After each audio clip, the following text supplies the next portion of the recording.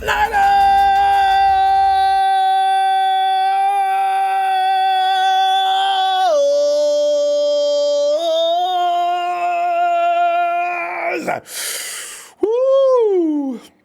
The legendary offseason continues. Combine, we got to see bodies flying up and down the track in the NFL Panties Olympics. Kind of interesting stuff. You know what's more important, though? Some of the things that are being said around the Combine. And wouldn't you love to know some of the deals that are going down at that Combine that nobody's... Well, you can't... It's illegal. We don't know, we won't find out until next week. Some of the things that might have went down in the leaks that come out, you know? Exciting stuff, the NFL, all the time. Hey, by the way, hey, John V., just as we're getting off, thanks to that contribution to ISO. Guerrero Mangia. Thanks, guys. Appreciate it. Let's get right down to business so I can get the phone. We're late anyway. The 2020 Super Bowl participating 49ers seem to be drawing a lot of attention amongst the young and up-and-comers, NFL-wise. Names like Deebo Samuel. And I heard Deebo's name twice during the Combine being mentioned by guys in the booth. And also, as I say, Deebo's about to become a part of pop culture because of the way he does the things he does. George Kittle, same thing. Jimmy G, I suspect, will enter this realm next year. A linebacking crew, these guys are going to become... The 49ers continue to be in the playoffs. We got a lot of personality on this team that translates to icon, celebrity, all those things, right? But Deebo right now is, as I say, part of probably could be pop culture in the days ahead. So, as a matter of fact, count Colorado wide receiver Laviska Shenault Jr. in as far as destinations, he would prefer on draft night. Let me get into it real quickly here. When asked at the NFL Scouting Combine which pro offenses he most admires, Shenault immediately identified the 49ers. He's quoted saying, I think there's a couple of teams, but I'd say most definitely the 49ers. Because with Deebo Samuel, they moved him around everywhere and just created mismatches and tried to get him the ball in different positions, unquote. I seen somebody ask, who is Shenault? He is just a little bit taller version, I think, from what I saw. I think he's more like, no, they're exactly, yeah. He likes to run over and through bodies. He's another one of those guys that likes to administer pain.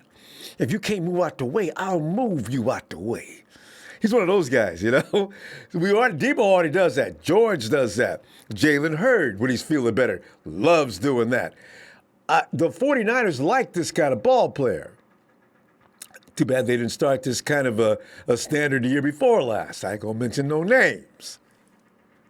Because you know what? I can't anyway. I picked him in my mock draft that year too. Okay, let's move on. Shenault said he liked to watch, as a quote, Shenault said he liked to watch how the 49ers lined up Samuel in a lot of different spots. And Samuel was his answer when asked to which NFL wide receiver he is most similar. Laviska continued by saying, Deebo Samuel definitely did a lot of moving around and just getting the ball in different places, unquote. See, the 49ers selected Samuel in the second round with the number 36 overall selection last year, as you already know. Samuel caught 57 passes for 802 yards and 3 touchdowns as a rookie. He also carried 14 times for 159 yards and 3 touchdowns.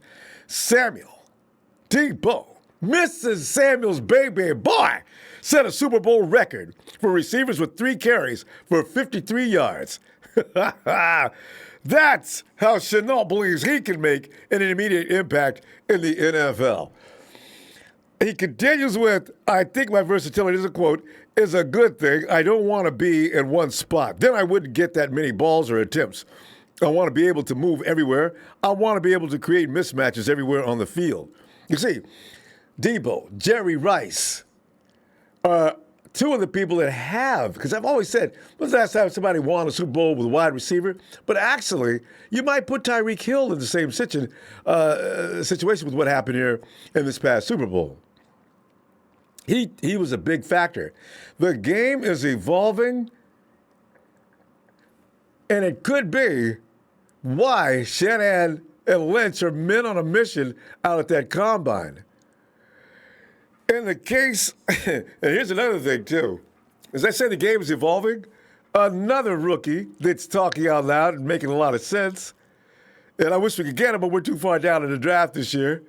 We're not going to get, you can't get Shenault, and you certainly can't get Clemson's linebacker Isaiah Simmons. He sees his value in the NFL as a player who can be an antidote, wait for it, for the way Kittle can control a game. This man is saying, this youngster out of Clemson believes he has what it takes to stop what could be a legendary Hall of Famer, George Kittle. I like that attitude. Now, he may not get it done, but he's coming in with the attitude he's going to get it done.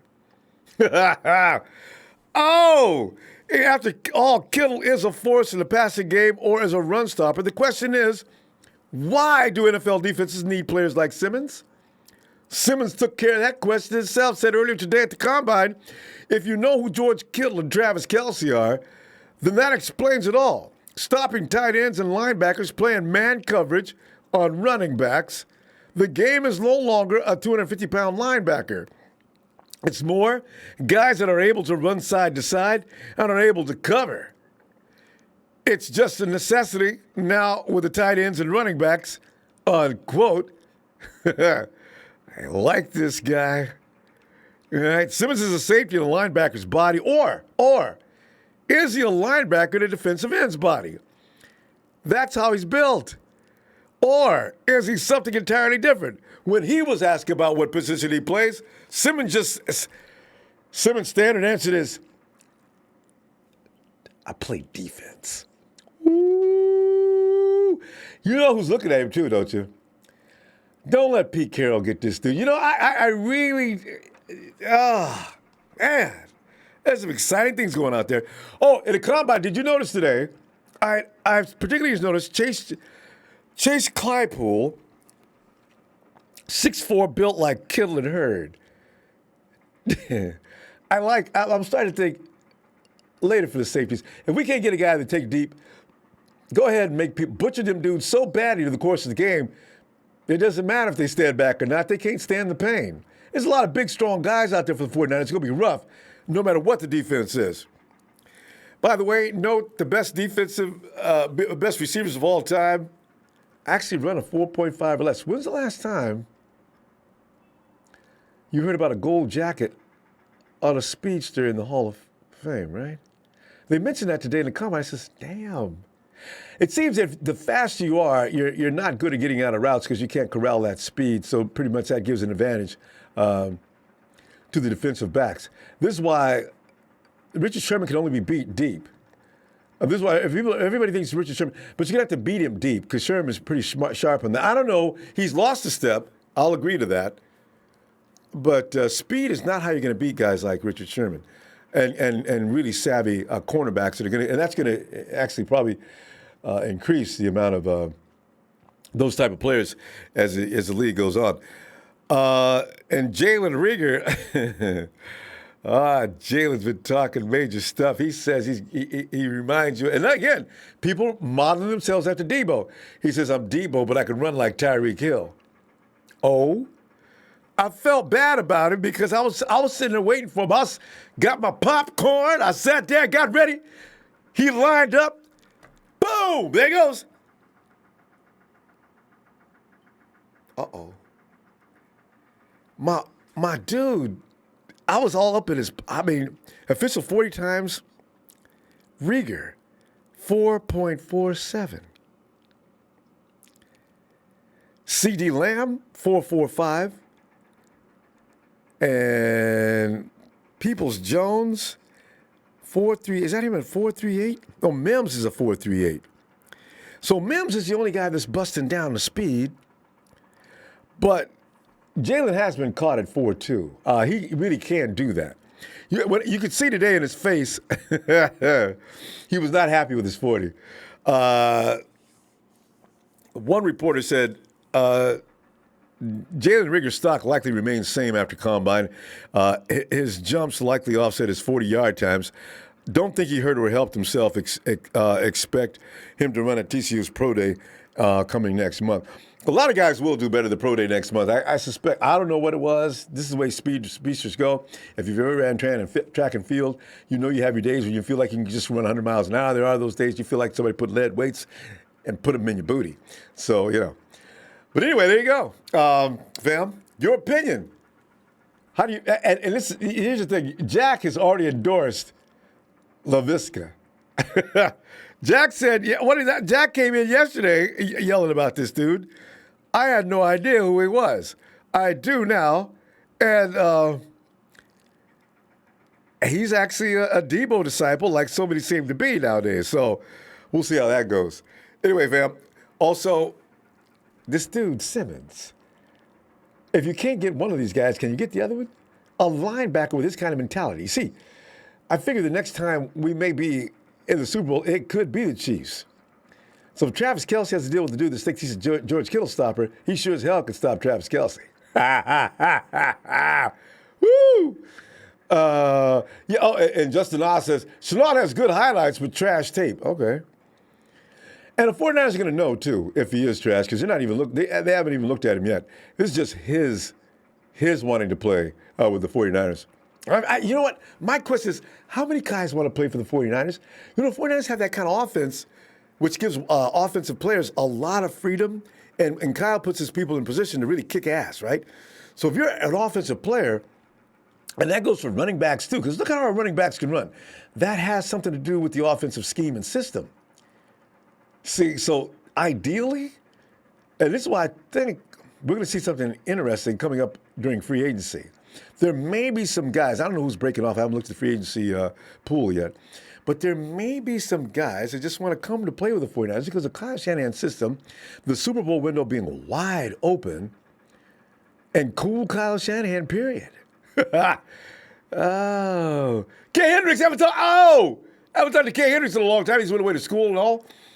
He said, we need a tall, elite wide receiver like Julio. Long overdue. Yeah, but we got Jalen. And it seems like there's a lot of long. How tall is CD? CD is a phenom. Lamb is a bad dude. I don't know that some of these guys that we hope they could take advantage. How many long, tall receivers dominated last year, the year before? They get hurt exceptionally easy for some reason. So I don't know. Give me a guy 6'1", 6'2". It's about ball placement anyway, and coordination, and being able to get in and out of routes with Kyle Shanahan's system.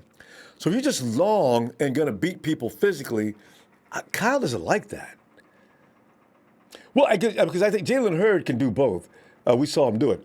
All right. And speaking of which, there's Jack now. Jack, be nimble. CD 6'3"? Yeah, I got no problem with CD. That's a bad boy. Hey, Jack. And talking about bad boy, man, I'm telling you, CD, I told you guys over a month ago, I said CD, I wish we get somebody, at that time you didn't know who I was talking about. But obviously we don't got a chance to get that dude. You know what I'm saying? He's going to be gone, but he ran a 4.5, I think, 1. It was I think you got that one wrong. It was the other Alabama boy, Jerry Jeudy, who ran the 4.5. But this was just the awkward. But I'm glad you're on board with Laviska after checking him out, because what's better than a Deebo Samuel, another Deebo Samuel? That actually I think is better than Deebo Samuel, because this guy, one scout before you go on says, this guy is like a combination because he was trying to evaluate this guy and say, who's his pro comparison. And then he came up with it. He said, this guy's a combination of Julio Jones, Tyreek Hill, Sammy Watkins, with a sprinkle of Cordarrelle Patterson. Now this is Laviska. He's like almost 6'2". This Laviska, but this was just an awkward draft. I don't know if this normally starts this late. It was just awkward, you know what I'm saying, from the timing and Michael Irvin's outfit. I mean him and Shenault. Talking about Laviska Shenault, him and Laviska should have swapped shirts. You know what I'm saying? They were all over Michael Irvin about that shirt. Talking about him also, he ran in the 5.2s as well, just like Shenault. just like Lamb. So, I'm telling you, just like you just said, the greatest players, like, they run in that time. So, give this guy a chance. And like I said, I think Laviska is going to be better than Deebo. Believe me on that. He got so much maneuverability that it's crazy. But Justin Jefferson is another guy, man, that made some money, like they said today. And all those guys talk about they want a big wide receiver. That's the guy to look at. I don't know if we got the pieces to add to a trade where we could get this guy, but it's going to be a hell of a draft. There's so much goddamn talent in the wide receiver position this year, and I can't wait for the cornerback position. It was Jeff Gladney that I was talking about yesterday from TCU. Everybody's talking about him. Yeah. I'm looking forward to that. If they got Kansas City. We're going to go back to the Super Bowl. We got to get physical, just like Mike Singletary brought to us, which got us to the Super Bowl. He brought that physicality. He said, I got this theory of how to play football, and you got to be physical up front or whatever. But our playmakers, if you're physical, okay, who are you going to guard? You can guard Deebo, that guy. Okay, there's always going to be a mismatch. Kittle, everybody's physical. Hurts coming back, physical. And then you just, give it to the running back to take it to the house, and, it's game over. This is how we're going to beat Kansas City Chiefs. But I don't know if we're going to be able to get Shenault, but it's going to be so interesting to watch anyway. And also talking about Ayuk, my man, there's a reason I brought him up as well, and Michael Jeremiah has him in his top 20 of all prospects because this guy, had some rare abilities. He'd go up and catch those uncontested catches. Track and attack the ball at the high point. Because if you look at his vertical, CeeDee Lamb's description as well. Vertical. Yeah, his vertical. We don't got a chance to get him, though. So I'm talking about the guys who got a chance to get. Ayuk had a 40-inch vertical. And you talk about that kid from Notre Dame who came from Canada. He had like a 40-and-a-half-inch vertical, and the raving about that. Dude is a beast. Yeah, but this guy is almost 6 foot tall. Ayuk, did a 40-inch vertical. So come on, man. That guy's like 6 foot, damn near 4, looking like Goliath and shit. He can just stand up, tippy-toe, and touch that damn 40-inch vertical, And he plays physical, just like what you just got through talking about. We want to beat people up on not only just defense. We want you to get hurt working on offense.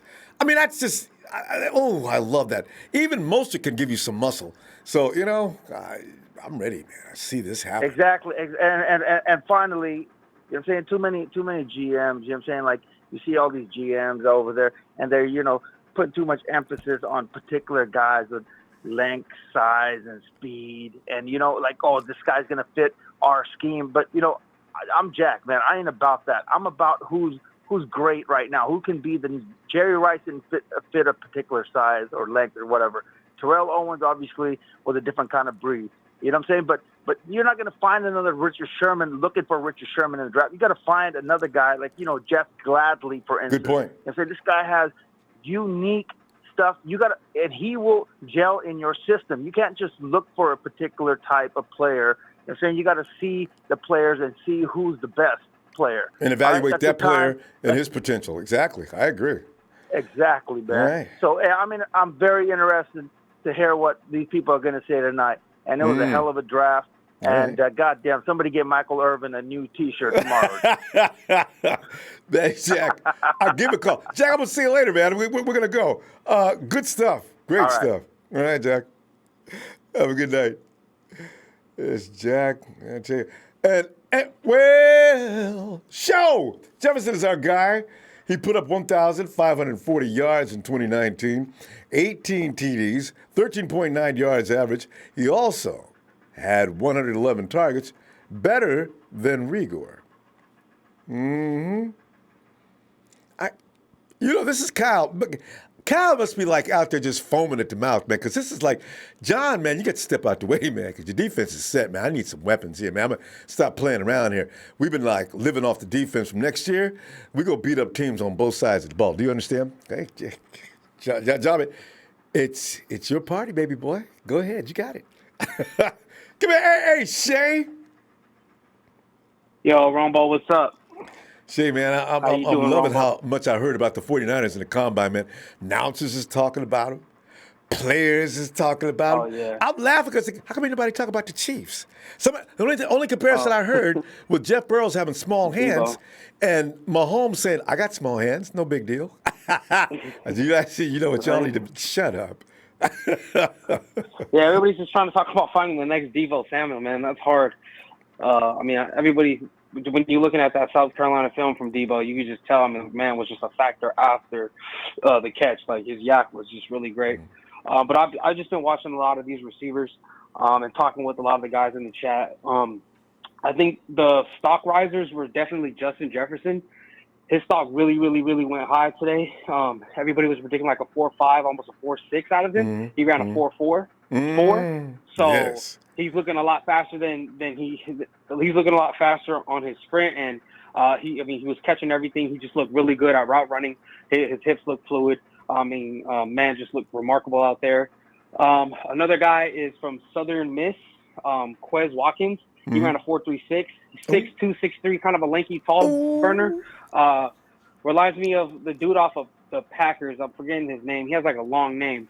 But he's looking like a nice little burner. And then Henry Ruggs, obviously. Yeah, some people Ruggs, what did Ruggs finally end up? Yeah, I don't know if I saw his last one. Last one I seen was a 4.28. His Did last he one was better a 4.31. He did. So the 4.28 came out on the TV, but then they did the official, and then he actually ran a 4.27. So just like half a millisecond faster. So 4.27, is burning. So he tied Goodwin. He tied Marcus Goodwin's 40 in the record books. Still top 10. Yeah, that kid's fine, but he's gonna be gone before we even pick him. But I know. yeah, I mean Justin Jefferson looking good, and then also too Jalen Reagor.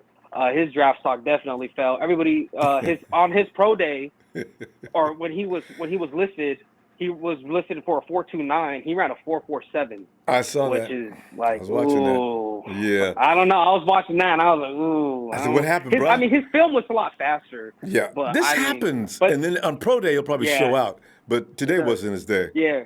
Well, Ronbo, he listed it. He came in at like 215, 220, and when he last weighed, he was at like 190. So it's like almost like he gained 30 pounds of muscle. You got to know that's going to slow you down, though. Yeah. Yeah, exactly. But the commentators were like, well, after the season's over, all they got to do is lift and work out. So hopefully but you need to know some of that meat because just he's a little to know. thick. Yeah, and in fact, if you're going to draft him, you go by what you know in his history, and don't worry about what you saw today in the combine. If you really do want him, just go ahead and get him, right? Right, exactly. So I've just been seeing some wide receiver talent because I seen your tweet too, Ronbo. I'm just saying, man, if another wide receiver comes out and says the 49, he already talked to 49ers. I think they're already showing their hand. Like we're looking heavily at wide receivers right now for 31. Yep. I still do think they'll trade out. Also, too, conflicting reports, Ronbo. I don't know if you heard about this. Not Jed York. I'm sorry. John Lynch said that they're done restructuring contracts. But there was another report that Parag is meeting with people to try to see if they can restructure some of the contracts. So I don't know. So I wish John wouldn't make premature statements until Parag gets back to him. Exactly. Yeah. I don't know if Matt Miyoko reported it or Burrows. I forgot his name. One of the other beat writers. But someone came out and said, Oh, The Athletic? Okay. It was The Athletic. But then someone said that Prague was actually meeting with players still. So I don't know. I mean, I hope he's calling D Ford every other day. Hey, D, can we talk about your contract? Yeah, I'm a little busy right now, though. All right, I'll call you back later. Every other day. D, can I talk to you about your contract? Come on, man. Exactly. Hey, man, you better call that boy. God, man. But, Romo, so it's looking good. It's looking good for us. But anyways, Ronbo, thank you for always giving us a platform. Shout out to my TNT brother, Dollar Bill Will, my boy Dre Berry, my boy Trey from VA, Big Show, Russo, Jerry Fresh, all my guys, the instigator, all my guys. And Ronbo, from all my heart, thank you for always giving us 49 as a platform, man. Thanks. Love you, brother, and God bless. Thanks, Shane. Love you right back, fam. I'll be back tomorrow. All right, Ronbo. All right.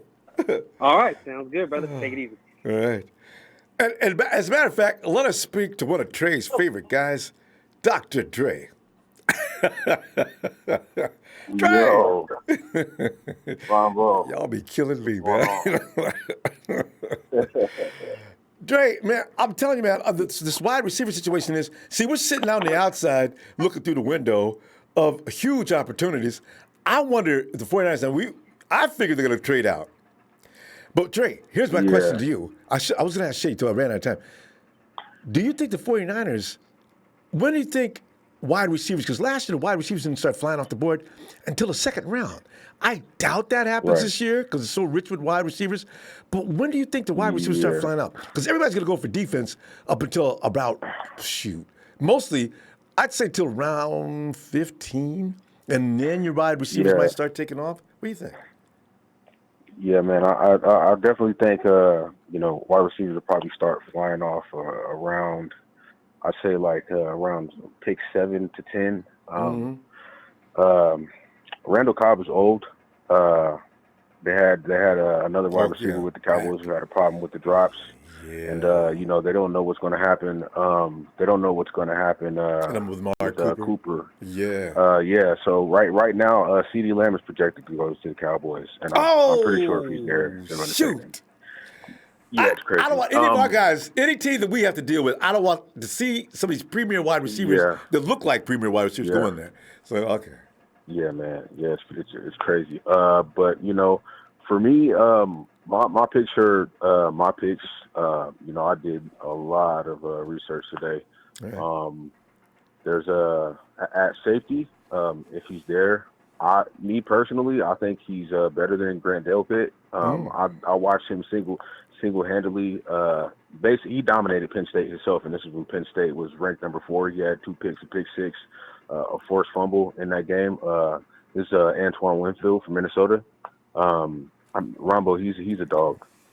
He came into college running 4.54. Yeah, Antoine Winfield Jr. He came into college running a 4.54. He had 7 picks. I think he had 4 forced fumbles, something like 85 tackles. I mean, he's one of those guys that's all over the field, and that is, he has a knack for the ball. It's not like he has blazing speed, but I guarantee you tomorrow he'll run at least a sub 4.5. And he's just a dog, Ronbo. I mean, he's all over the field. There's another guy that nobody's talking about, which is weird, and his name is Darnay Holmes from UCLA. I personally watched him play. His name is Darnay Holmes? Darnay Holmes from UCLA. He's the only guy in the NFL draft that is ranked number 11 as a cornerback, and he's ranked number 4 as a safety, Ronbo. In the Arizona State game when they were ranked number 17 in the middle of the season, I watched that game. He had a forced fumble, he had a pick 6, and he returned a punt for a touchdown in the same game.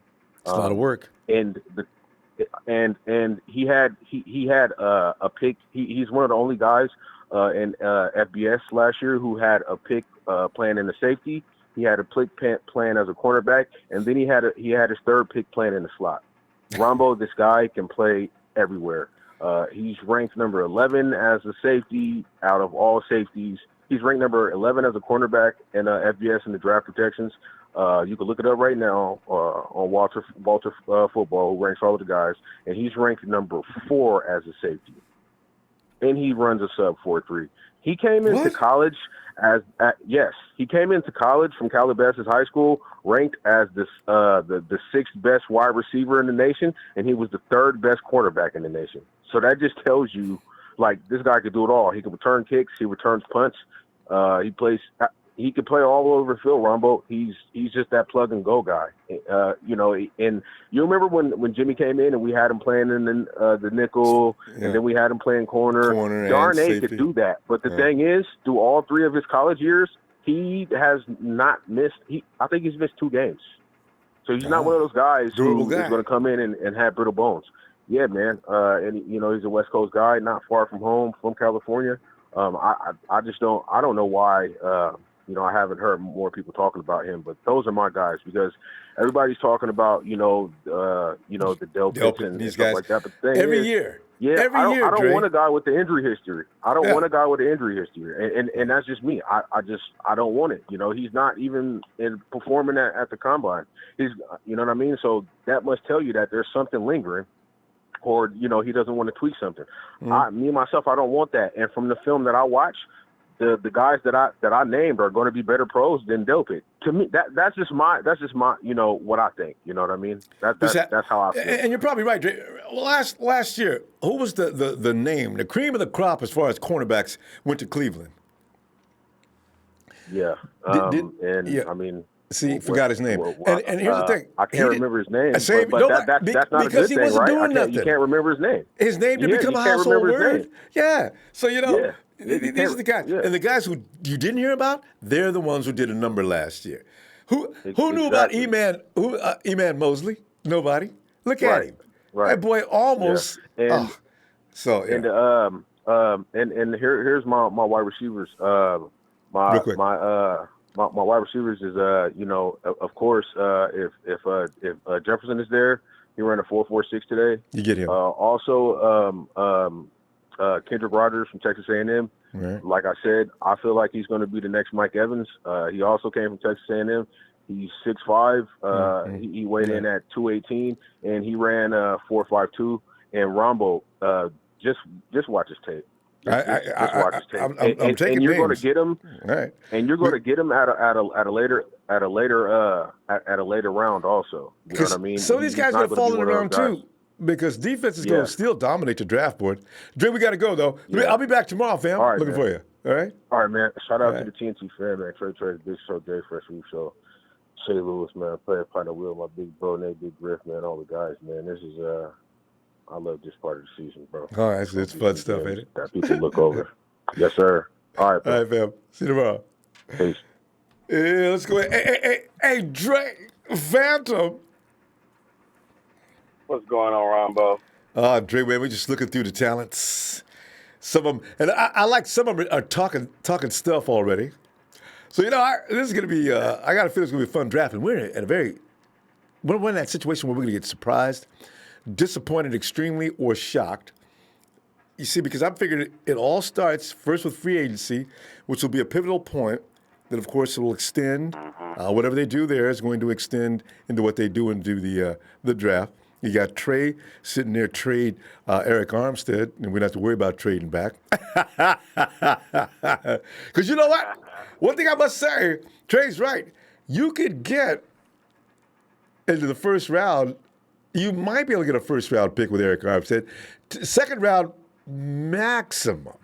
But you could get in the first round, and we could have 2 picks in the first round. Ooh. But I'm not for that because I need Armstead back. But where you at, Dre? Yeah, I'm the same. I definitely want to see Armstead back.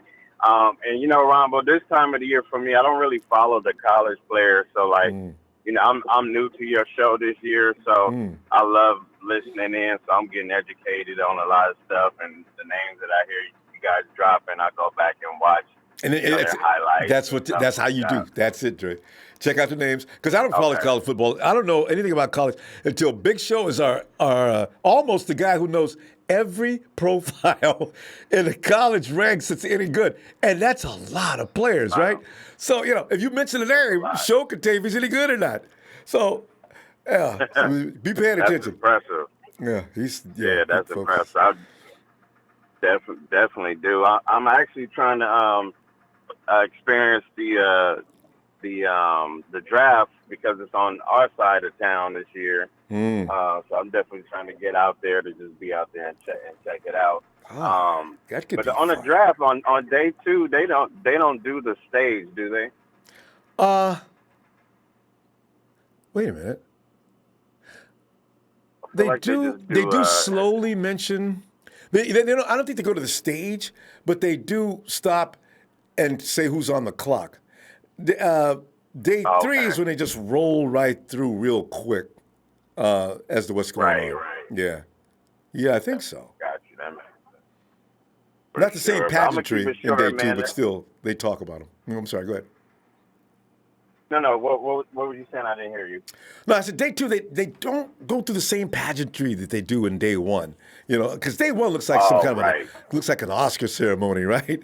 But day two, Yeah. the analysts will sit there and they'll say about, oh, this guy's going to be a good find for San Francisco, or this guy's going to fit in real well with this team, or whatever. They'll go on like that. They give you a little bit of going on. It's like we got Deebo. It was clear. Oh, whoa. It's Deebo, because a lot of us had 2 or 3 other wide receivers first, but you knew Deebo was on Kyle's mind because that's the kind of guy they was looking for: rough, tough, yak man. You know, and I don't know. They may be changing that this year. They may not be going for the yak man as much because I think they're still looking for speed in case Marquise doesn't stay with the team. We still need somebody to take the top off. It's very important in the 49ers offense and Shanahan's offense. So yeah, this is it's hard to guess what they're doing though. Did you see that that article or that clip saying that Shanahan saying that he wouldn't release Goodwin because he's too valuable to the team? Too valuable. Did you also see where? Yeah, I saw that. He says if we can't do anything else, he's gonna bring him in to compete. And also, did you see where Shanahan seriously wants to keep Emmanuel Sanders? I mean, it sounds like Kyle's calling every few minutes, Prague. You got any math worked out there that we can present with Emmanuel Sanders? and I can see Prague. I'm still trying to call, and I'm trying to catch up with D. Kyle, please don't call me for a couple of days. But Kyle really wants E-Man. Yeah. So was he talking about E-Man at the combine this week? No, I mean I don't know who he was talking to. The reporter. I forgot it was that Miyoko. Anyway, Kyle's made it clear. Okay. He ain't trying to get rid of E-Man Sanders. So, you know. Gotcha. He could be helpful because you know what he does, though, Dre? He does a lot with the younger players. Deebo and KB did not look like they did until he showed up. Now, that's not a coincidence. What did he do to them? They look a lot different from day one after he showed up. Deebo just became a machine. KB was getting better, but then he went to the next level. So, you know, it's interesting to see. I see what Kyle's thinking. So we'll see what happens. Mm-hmm. Yeah, we'll definitely see soon enough, man. Love it. Yeah. Love it. Well, I'm gonna keep it short, man. Let you get on to the next caller, man. When you be back on? Tomorrow, actually. I want to see what happens in the combine. And we're keeping an eye on that and see what happens. Today was fun. So. Yes, sir. Sounds good. I'll tap in tomorrow. All right. Looking for you, Drake. Good to hear from you. All right, fam. Have a good night. Likewise. You too. Okay, now who's that said Colorado's offense is average? See, those are interesting points, too. You got to know where guys are coming from, too, in their conference and who they play against, competition, that type of thing. There's Phil. Hey, Phil. Hey, Ronbo. How you doing? Phil, man, I'm just watching some of the players that might be added, but with Kyle and John, man, there's just no telling what's going on. But you look at some of the things that are going on, it's always eye candy. I think Justin Jefferson, the guy I want, ran us out of the race. He did a good job. Yeah. Yeah. So. Top 10? I mean, no, probably not. But I think there's the Raiders. There's the Cowboys that'll probably go wide receiver because they're losing theirs. And then there's Green Bay that probably wants a wide receiver. Yeah, they need them badly because they just didn't have much talent. Yeah. And then the Eagles. So I think those four teams are probably going to draft a wide receiver. And Cowboys, too. They're high in the I don't know if Jefferson's going to be available, But, it's funny. 2 weeks ago, I said, let's draft a wide receiver. I think we're going to draft a wide receiver, and I got beat up for it. You did, didn't you? But now everybody's talking wide receiver. What the heck? Because John and Kyle look like they're serious. Hell bent on it. We're going to find a wide receiver. This is such a deep wide receiver class. I don't think you can pass it up. I understand that. And I think, we sign Jimmy Ward and go one more year with him at least. Mm-hmm. If he'll take a one-year contract. Because remember, we've got competition for him this year, and the Eagles are going to throw a package at him. I don't know I don't think the Eagles will, honestly, because you don't? Okay. they've already got a free safety under contract with big money, $10 million a year. Really? So where's that rumor coming from? Who's their safety? I don't know. That's why I heard you say it, and I go, geez, that doesn't make sense to me. I read it a couple of weeks ago. Free safety, and I know JW wants to play free safety. He doesn't want to play strong safety. He made that clear. And, he made that very clear. So I don't see him signing with the Eagles. Okay, good. Because that's the only team I heard that were hot on his trail. And even Eagles fans were talking about it. And they've got a free safety. I forget his name, but he's got like $10 million a year. So they're not going to give up on that guy. Is he doing a good job? And I got to check him out. And they just signed him. All right. Good. But I think we're going to go, honestly, I think we're going to go wide receiver and possibly corner. Yeah. Because Kyle's serious. And then sign Armstead and sign Ward, and we've got a team going into next year. Yeah. Because Kyle's not going to be that. I'm looking at guys that, Deebo ran a 4.45 last year in the combine. So he's no slouch. No. He was never slow. And the other guy, and he runs away from people well. Whatever he is, he ran a 4.54. So he's almost they're about the same. A tenth of a second off of Deebo's time. Yeah, they got the same body measurements and everything. So. And Hurd ran a 4.5. So why would you go for another guy that fits into that category? So what are you thinking? I'm thinking this. You're thinking a faster guy. I'm picking the guy from LSU if he's available. Yeah. He ran the 4.28 today. I mean, he's 6'3". He's got long arms. He catches everything in his radius.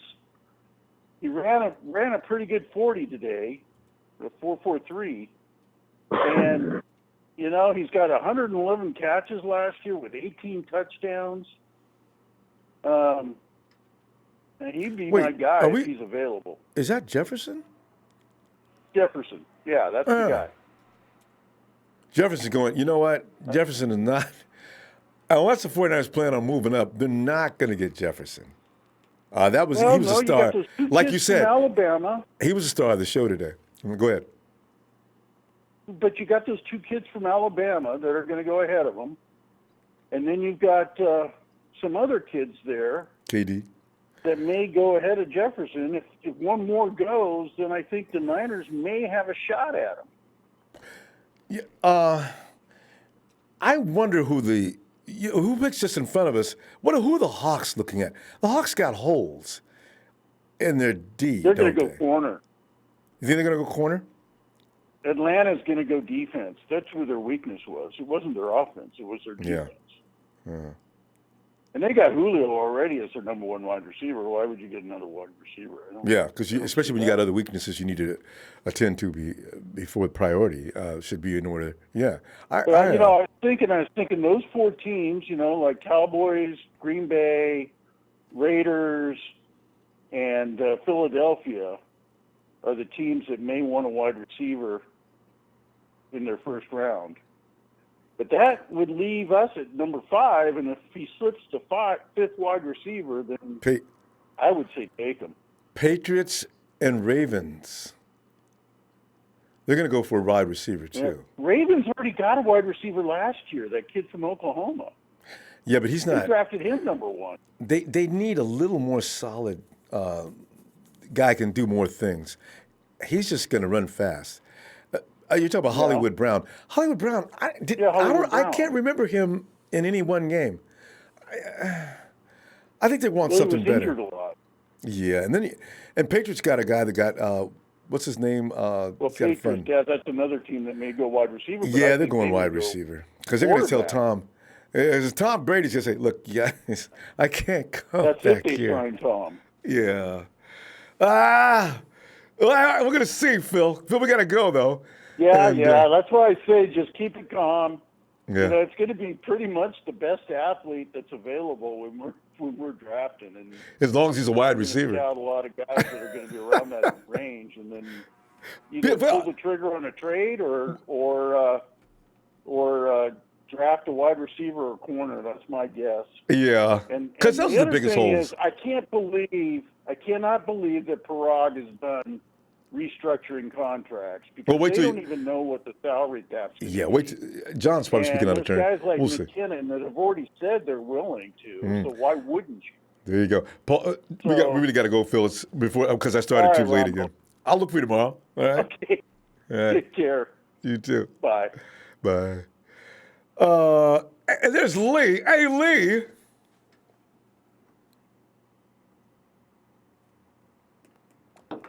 Lee. Yo, I was going to do that. Yo, what up, Ronbo? Hey, Lee, man, it's that time of year. It's shopping time. Oh, yeah. Let's go to the mall. See what's going on. So, you look at all these names. Lee, who's in your camp? Oh, Ronbo, I love this time of year. I love draft. I go through hundreds of guys looking for, prospects in it. And, it depends on position. If you go to safety, a quick shout out to Dre. I heard him say a couple of names, and those are two guys I've looked at a while ago. And both of them are good. Winfield and Darnay Holmes out of UCLA, the corner. I like Darnay because he's a guy that could go, in the third to fifth round. He's not a first or second round guy, but could have first round talent. Combine and teams. Yeah. Yeah.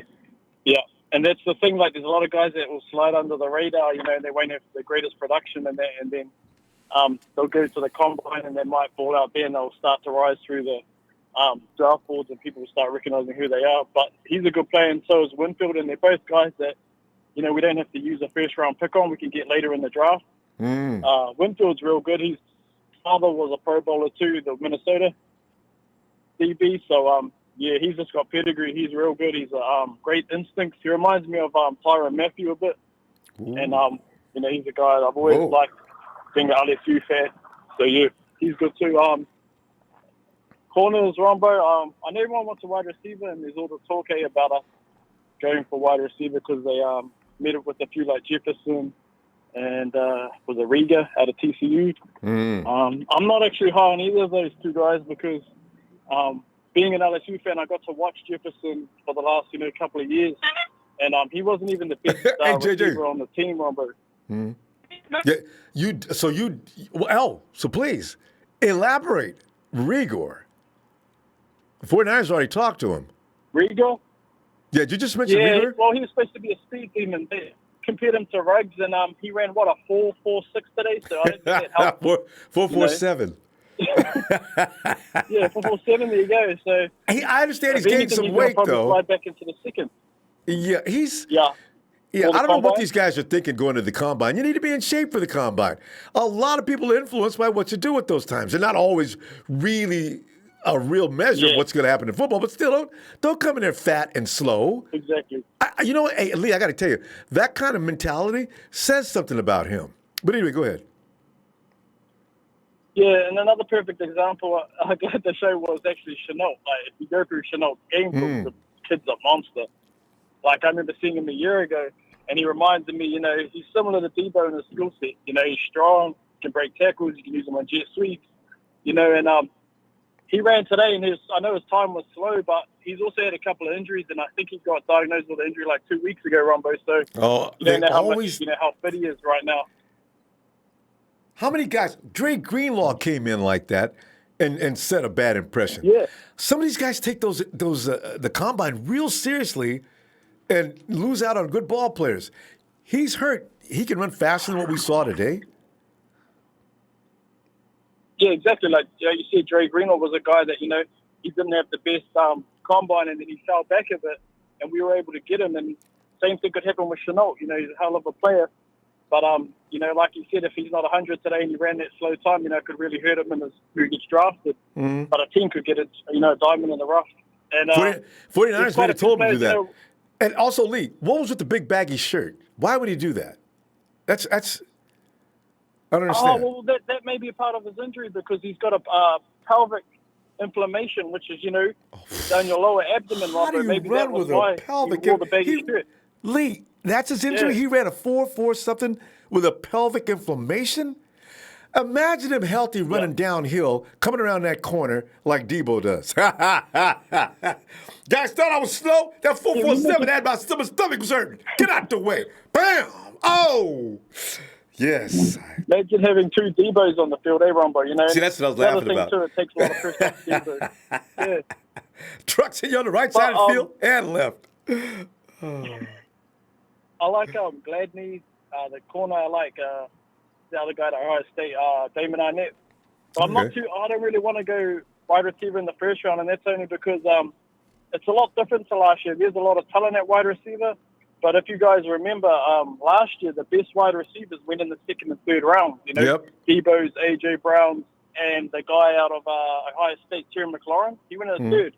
Those were the top guys. And this year, the top guys are going early. You know, Jerry Jeudy and CeeDee Lamb, they should be off the board by pick 15. Bad luck. And if we get a choice at receiver, we may be getting the 4th or 5th best guy. So I don't know if I want to take that risk when I could get the best safety or the best corner. You know what I mean? Because I got to tell you, I don't know about you, Lee, but I'm a little superstitious about picking up wide receivers in the first round. It's almost inevitable that they're going to get hurt in the first few weeks of the season.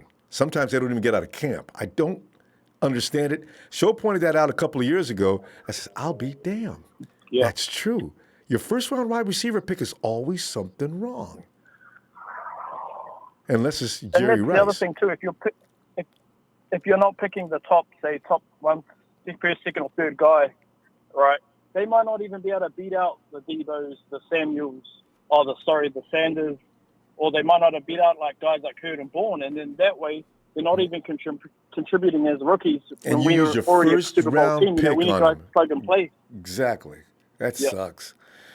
Lee, good stuff, man. We're going to go. I'll be back tomorrow if you get some time. Thank you, Ronbo. Shout out to the Empire and everyone. Can't wait till the next season. Thank you. Thanks, Lee. Good to hear from you, as usual. All right, fam. And there he is. Shay's favorite dude in mine, Dollar Bill Will. Dollar Bill Ronbo.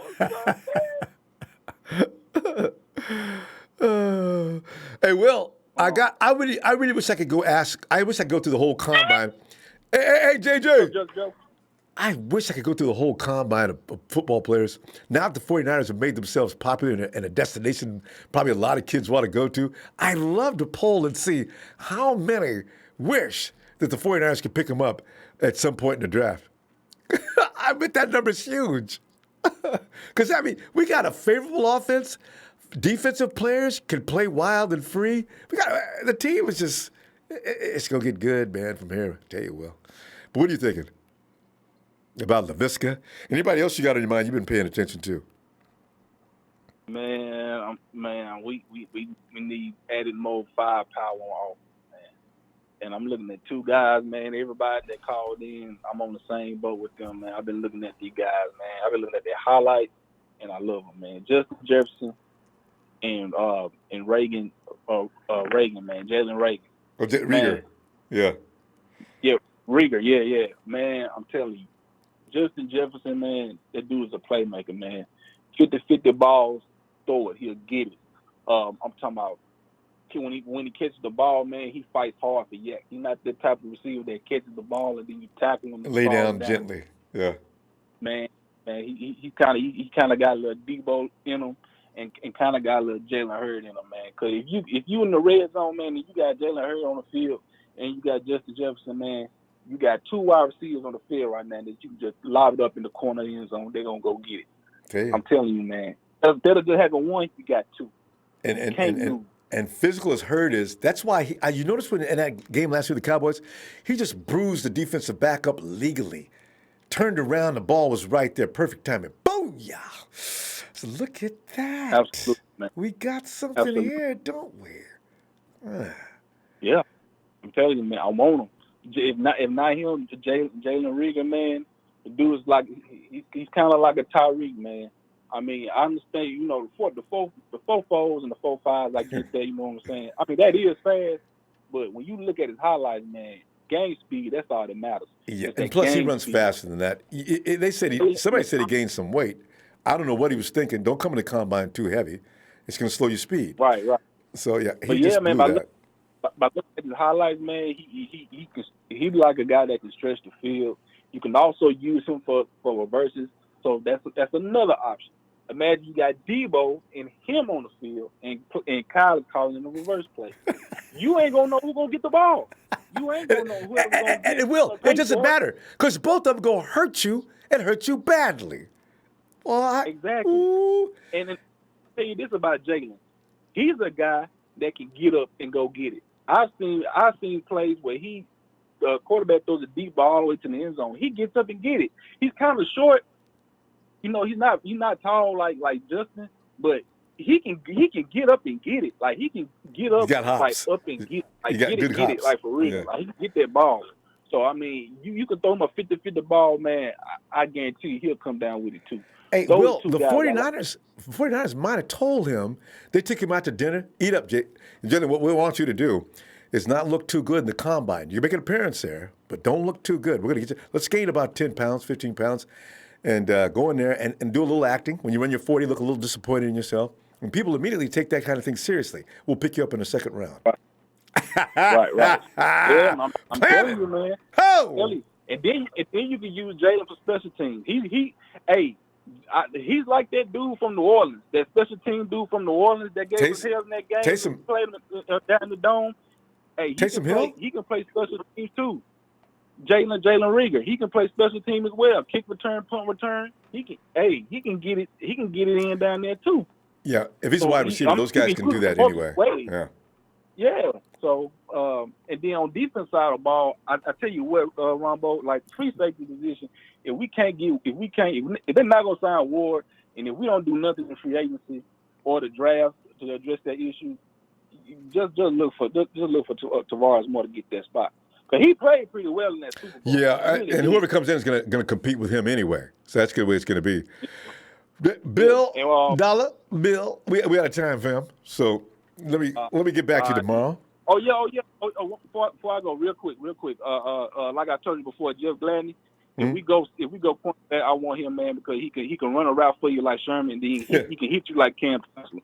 His tackles ain't normal. Once you catch the ball, he gonna flatten your ass. Well, so I got a TCU, man. But all right, Ronbo, man, I'm finna get off, man. Hey, man, shout out to my TNT.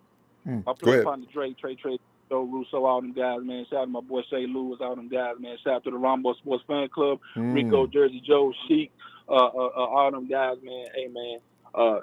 Tampa Bay, Florida, Super Bowl 55, 49ers versus to be announced. All right, Ronbo. You go. All right. Have a good night, Will. All right, man. Thanks, man. And let us go check out and see what is on the mind of KC. Yo, what's up, Ronbo? KC, we're contemplating names, man. We're looking at a lot of talents at the Combine. Whichever year, KC, people make the mistake of seeing the Panty Olympics as something to connect to the potential of a football player, when usually it doesn't, because they lied last year about DK Metcalf. It had nothing to do with what he was able to do during the course of the season. DK Metcalf can play in the NFL, no doubt about it. We got to spend a whole show on looking at some of the guys who were mistaken in the Combine, and especially in wide receivers is one you got to really be careful with. You pick up a wide receiver in the first round, you may be in trouble. Pick him up in the second round, and you may get a Deebo Samuel. But I mean, KC, did you see any guys out there that made you crazy? No, not really. I mean, I really don't follow college. I don't either. I trust your judgment on I actually don't trust my judgment. There's some other guys here that really do, but I just go by what I'm seeing now and highlights. And as Trey says, watching highlights is not going to be telling you the truth about that player. So, it's really tough science. Yeah, speaking of the truth, Ronbo, I need to know, was that a joke last night about Jalen Hurd being so injured that he didn't make the flight to Miami? Is that real? Please tell me that's a joke, Ronbo. Hey, did somebody wrote that here on the chat? Yeah, no, that's a joke. Casey, listen, on this chat, see, you're not gonna get a lot of these guys are just having fun. No, he's not that hurt. Yeah, he's all right. In fact, the back it's already been injury promised that he's is ready for very- camp when it opens. That Yeah, was man, funny, though. Back injury is like a lower body injury, man. It's tough to come back from. I know. When you're a football player, having a back problem is really scary. I imagine that's why Kyle's looking for wide receivers, because he knows there's a potential. We got Trent Taylor has issues with his health. Jalen, we don't know what that back's going to be like. We don't know if Sanders is coming back. So, yeah, they got to do a lot of shopping for wide receivers. So. Mm-hmm. Well, that's pretty much my call, Ronbo. I was just concerned about Jalen Hurd. Yeah, no, Jalen's okay. No? I'm glad you asked. No, these guys are clowning. Jalen Hurd could ride on a plane. He probably could go horseback riding right now. I mean, he was injured the whole season. It must have been pretty bad, No, it was. It was some kind of a hairline fracture in a vertebrae or something like that, as I remember. That sounds terrible. It sounds scary, That sounds right? like running a 40 with some pelvic inflammation right there. Oh, God. Have you ever hurt your back before while you're exercising? It causes you to freeze. You're like, oh, God, oh, yeah. And you walk slowly to the locker room or to the you don't move too quickly left or right. And when your boys start playing, don't play, man. Hey, keep your hands off me. Because, everybody wants to mess with you. But see, hey, loosen up, Ronbo. Oh, man. So, yeah, back injuries are serious when it comes to athletics. So. Hey, Ronbo, I got another question for you. Do you live on a ranch? Getting them horses coming in one night. Did somebody put that rumor out? You were late for the chat. Oh, that was you that said that. You were like, I had to get the horses in or something. No, I said Jalen Hurd. You know what it is to ride a horse, right? When you're riding a horse, it's like. Oh, so a few months ago, you started it a few minutes after the 7:30 or whatever. Yeah, I had to bring the cattle in and had a couple of mares that were way out deep out there in the. I had to go out and round them up, but I didn't know anybody. Yeah. I like this. KC, I'm going to roll with this for a while. Yes, I'm a cowboy. One of the darker tanned cowboys. I spend a lot of time out on the range. Sunshine beats down on me. I like being free. All right, Rob. Well, hey, man, I'm going to let you go. I'm going to go throw on Blazing Saddles and talk to you later, man. So we'll answer the question tonight. How do you mosey? All right, Rob. Take care, man. All right, have a good night. Yeah. And then keeping in cowboy tradition, wait a minute. Oh, my turn. Because all we eat is pans of beans. Hey, what's that? Hey, Salvador. RONBO, Red and Go Radio. Ronbo, whatever happened to your Red and Go Radio series? It got to the point where it was just too much on the list. So you know what? I'm going to do one thing. I'll go ahead and get on YouTube and give more opportunities. People can call in from different places. But, yeah. Yeah, okay. I get you. Yeah, I need more time. And there's not enough time in 24 hours a day, But, Sal, I know you are a student of the game. I know you paid attention to who you think would benefit this roster. Who you got in mind as far as wide receivers? And what do you take from John and Kyle? Looks like all they're talking to is wideouts. What do you think? That could mean we're either going to get the rich is going to get richer. I think our offense is going to add a weapon, or it's going to entice a lot of teams to trade up and just what's it called? Bring teams up in the first round so we could trade down for a couple more picks. True. But I think we should just stay at 31 and use one of those guys. One of those guys from the combine, because all that speed that was on there today, like Justin Jefferson, he's not going to be down there. I was looking at him as like a first round Those names talent you hear already. A lot of people are telling me that he's going to be there in the later rounds, in the second round too. But I thought he was a first round talent off the bat. Just watching him all year. And the national championship game. He's a playmaker. Look who fell to the second round last year. It's freaky. Everybody doesn't need a first round pick this year, though, do they? I'm not too sure, but I fell in love 'Cause I with the Colorado guy. I fell in love with Laviska Shenault. yeah, dude, man, I tell you. He's just like Deebo Samuel's brother. Like that's his clone. That's his twin. And I'm just imagining like him or her on the like out on the field. Like it's gonna be a mismatch. George,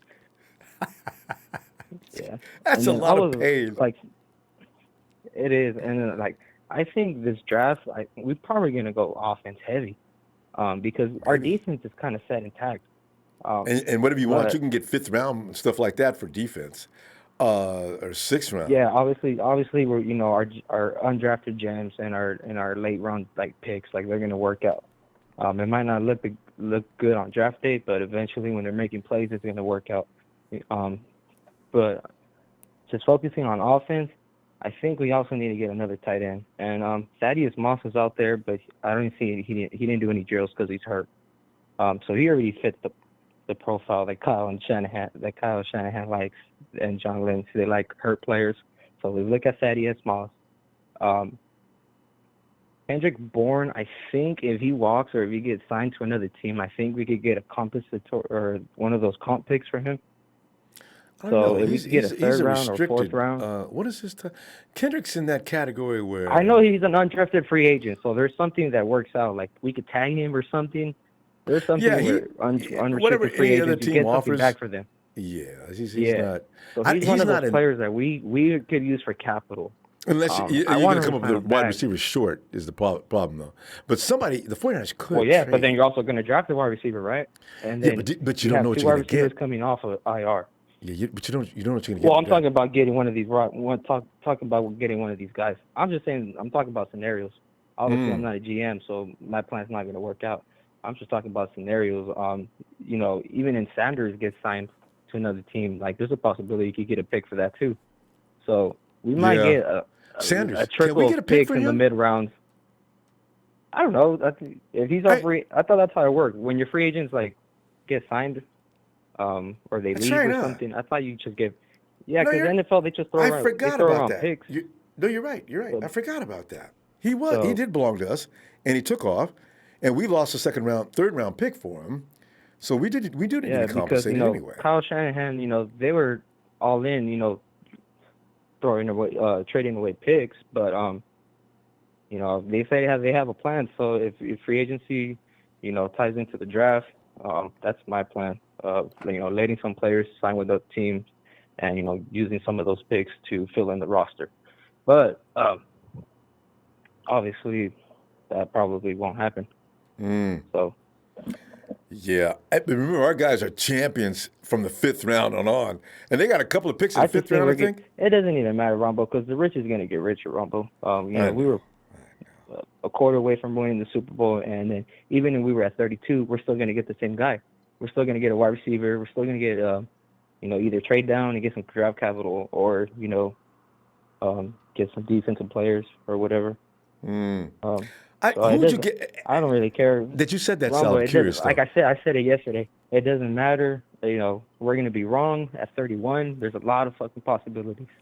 We're just going to ramble on for a couple more months talking about these players. But, Kyle Shanahan and John Lynch, you just got to trust them, whatever they put out on the board. Well, we can now because it's year 3 and 4, and these guys have gotten to the point they got this down to a science. So yeah, and I love all these guys, man. Look, watching their highlights, dude. Like I'm gonna fall in love with all these guys. So I already stopped doing it because I'm already locked on Laviska Shenault, and he's a real possibility at that position, especially. Actually, he is. At especially, 31, I think he ran a sorry 40 today. So hopefully that helps you. Somebody said he's not healthy right now. Who was that that just said that? Was that Lee? Yeah, he's got some kind of. Is he the one that ran with the freaking tore? Like a messed up pelvis? Yeah, that's what it was. Yeah, pelvis injury. Whew, man, these guys are dedicated. Damn, that shows me an attitude that's a dog right there. Yeah, he's out there. He's fully healthy. He's in the 4.4s, no doubt. That's what I'm saying. Like, watching his highlights, I was like, dude, that guy's Deebo. Like, he was faster, probably a little bit faster than Deebo, too. He has some separation on him. Deebo, but Deebo's got moves too. Did you see that drill they were demonstrating to use Deebo's name for an example? You know that straight line drill where the wide receiver runs a straight line, like catch, drop, catch it, drop. Deebo, we run plays. Deebo's good at that. Kyle knew it. He ran those kind of slant plays. I said, look at Deebo. And they showed the clip of guys running the drill, and then they showed Deebo running plays against the Panthers. Look at that. Oh, yeah. This stuff works, man, because Deebo's a master at it. So anyway. We're the standard, Ronbo. The 49ers set the standard now. They're setting trends. Everybody's talking about, our offense, our players, the whole system. Trying to be like Kittle. That's what I'm saying. Thaddeus Moss was emulating, talking about Kittle a lot. So let's pair him up with Kittle. Hey, man. But there's a lot of guys I'm alike. So I'm excited. This is my favorite time of the year. A lot of speculation, a lot of hype. It all said, surprise, we got who? What? Shade. Yeah, Ronbo. All right, I always go back to your 2017 draft, Ronbo. That's one of the best reactions ever. I do not want to go back to that. I love that was that year. I do. I'll see you tomorrow. All right, Ronbo. You lights out. All right, you take care. Good night. Too. Let's go there. And there's Indian boy, IB. Hey, what's up, Ronbo? Tell you, we're sitting here. This is that fun time of year where we got all this suspense building up before we get to the draft. It's crazy. Because you be waking up in the middle of the night thinking, damn, I know we get this dude. If we trade to this position, because I know blah, blah, blah would take that 31, or we could give that 31, one of them 5th round picks, one of them 6th round picks, and get back into the first round. Higher up into the first round. Right, how you be going nuts. I mean, I'm gonna be honest with you, man. I think in April, man, I don't think we're going offensive in this draft unless I said I don't think we're going offense, like, you know what I'm saying, unless we can't re-sign Sanders. If we can't re-sign Sanders, I think that changes everything in the draft. Yeah, because you got no risk of going for a wide receiver now. You almost have to. I know he's looking at receivers, but like you just said, you have to because of all the talent. You know what I'm saying? That regardless if you catch him in the first round or the third round, there's going to be a receiver there. That's for sure. But I think if you look back at our season, when we had our weakest spots, it was when our defense started lacking, and our defense started lacking. We started losing them guys off the front line. Oh, and they all went down. And I tell you what, IB, if they get another defensive end, everybody else will be mad as hell. I'll be sitting back thinking, got no problem with that, man. No. You can get anybody playing that secondary if that front end is kicking. Yeah. Exactly. Well, everybody's saying bring in Delpit or one of these rookies to throw as safety. I think if we throw anything in the secondary, it's going to be at corner. I don't think we're going to throw. I don't know. It depends on who's available, But I honestly think we. let me ask you a question though. How do you think the 49ers feel about Ahkello Witherspoon? If you were sitting in the office in there talking to the rest of the coaching staff, would you say we're gonna coach him up and get him ready for next year, or would you say he may be a risk? We should probably look to see if we can pull some more personnel in there to look at. Where would you go on that? Because I wonder what the 49ers are thinking about Spoon. It's crazy because, just the other day there was all of that hype about Defoe in that contract, right? Yeah. And then Defoe himself jumped on social media and was like, "Nah, that don't believe everything. Why you see on the internet? Why y'all listen to all of that? You know what I'm saying?" And then a day or two later, you hear John Lynch saying we're done addressing all of this. You know what I'm saying? So I think one thing about us, we've been looking at Ahkello and that situation from last season, but they always stuck with him. The coaches always stuck with him, and I have to give credit to the coaches as far as when they stick to somebody, they believe in them. They stay with them. You see what they said about Goodwin. You know what I'm saying? And I think it's because they want to give these dudes their fair shot. And they don't want social media and all that other stuff to get involved, and because this is a Super Bowl make or break thing right here. We really, like I said, if we don't bring back Sanders, I think that changes a lot because we still got to bring back Breida, hopefully. we got to tie up Juice. Then we got to address Blair on defense. We got to address a bunch of people, man. And right now we only got $12 million, so it's 13, like but I don't know. They're going to be manipulated. They'll have twice as much. But the thing is, even if they double that figure, it's still there's a lot to be paid out. A lot. So that's why I say, go ahead. I was thinking crazy yesterday. Just like, what if we end up trading D Ford? To get back into the draft or something. But D Ford was monumental to us though this year when he played. Hey, you want IB? Look at the first few games, first 6 or 7 games.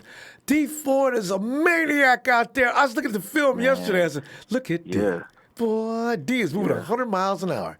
And as the season went along, I think it wasn't the knee. I think he plays well with that knee. Mm-hmm. It was the hamstring. That's what killed D. Right. Yeah. He didn't have to push off of that leg, right? Yeah. Mm-hmm. So if he's healthy, I think he's tough. I think we got to address that. We got to address something in this draft. There's a bunch of guys with limp. I'm not so much concerned because I think Armstead. I think that's a sure deal. That's like Jimmy Ward last year. We needed a safety, so we had to bring back Ward. Mm-hmm. This year we need that we need Buckner's anchor. We need somebody next to Buckner, and that's going to be Armstead. And I think he's affordable to us. Well, they're going to try to make it so. But I tell you what, in this case, you heard about Zach Braun, right? I finally caught a clip of Zach Braun. He is crazy. He's out of it. He's a maniac. I'd love to have him. The 49ers picked up Zach Braun with number 30 or in the second round. I mean, here's something somebody brought up. I think it was Big Show. If you get a first-round pick, it's going to cost you extra money. If you pick it up in the second round, it's not that far from 31. You got a savings. Exactly. So it may be the 49ers are thinking about all these things, So we'll see what happens. I think we definitely go on defense, though. I think because one thing about us is we don't put our business out there in the media too much, and they kind of do their own thing. And run I think for in a different direction. So you don't know what they're doing. I think. Yeah, and I know for sure we want to bring back Sanders. So that's something that they're definitely working on right now. So I think it's feasible if he can say that, but it's up to Sanders, man. It will be. Well, his agent, because Sanders probably say, "Look, man, just get a contract. Let me get back over there." I'll be back tomorrow, man. Let's continue tomorrow, okay? All right, man. Yeah. Have a good night, man. All right, Ronbo. Yep, right. You too. Thanks. And yeah, for those who's telling me about Zach, okay. Because see, when Deebo started talking, my leg! Okay, Zach, let's go, babe. He needs a little size on him. But otherwise, he's special. Hey, Rick! Ronbo, what's good, sir? Rick, man, just kick back here, man. We're wondering, as this time of year, this is that fun part of the game. We ain't under no pressure. We ain't got no game coming up where we got to sit and worry and get scared and everything and looking at what could be, putting on a 49er uniform. You guys, you watch the Combine? You see anything that impressed you today? Yeah, I know, obviously, everybody's been talking about Jalen Reagor, and I think he's somebody possibly we can have in the first round or maybe early second round. But another guy that reminds me, and somebody was talking about a little bit, Laviska Shenault, but it's another guy that people need to look at that kind of reminds you of in the same mode as Deebo is Devin Duvernay. He's a receiver out of Texas, kind of small build, but he's almost like a running back when he gets the ball. Another one of those. And he's somebody we can. And he had I think he run like a 4.3 something. So I mean, but he's same kind of build, short, but flipping away from that for a minute, just away from because I definitely think we need to address somebody speedy. Speaking of which, with Marquise Goodwin, you know what? I mean, I think we all have been hard on him this whole year, this past year, whatever. Not me. I've been nice. I really feel now. Well, obviously for you, but I really feel now because now that his wife has had the baby, and I think now it's going to give him another purpose for something else to play for, because to succeed. Now he's like, look, I want to provide a quality of life for my wife and my baby girl and everything else. And so we may see the best version of Marquise Goodwin. So I think that may be why Kyle Shanahan. Yes. I think I think that's why Kyle Shanahan is going to give him another opportunity. And speaking of which, of offense, remember when I was telling you about center yesterday?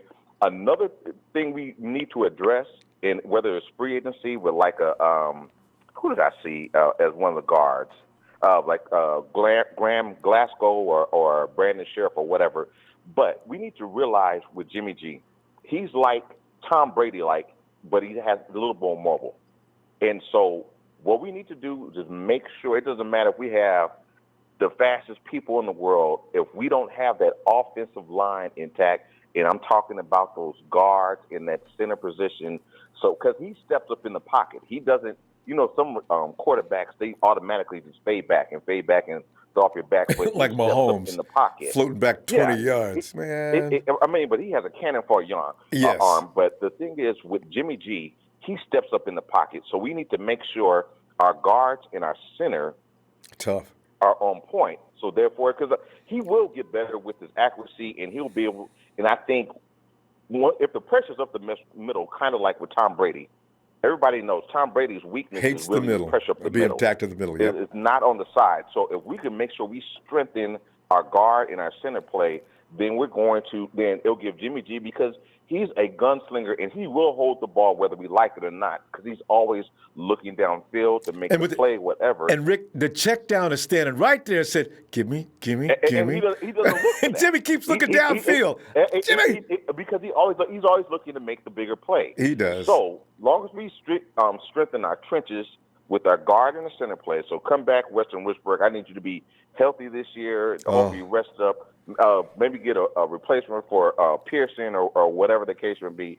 But also, once we get that, then I'm ready to look for the Jalen Reagor or the Robbie Anderson or Taylor Gabriel in free agency, or like the Jalen Reagor, Devonay or Darryl Woolley, Michael Pittman Jr. I mean, there's several receivers in this draft.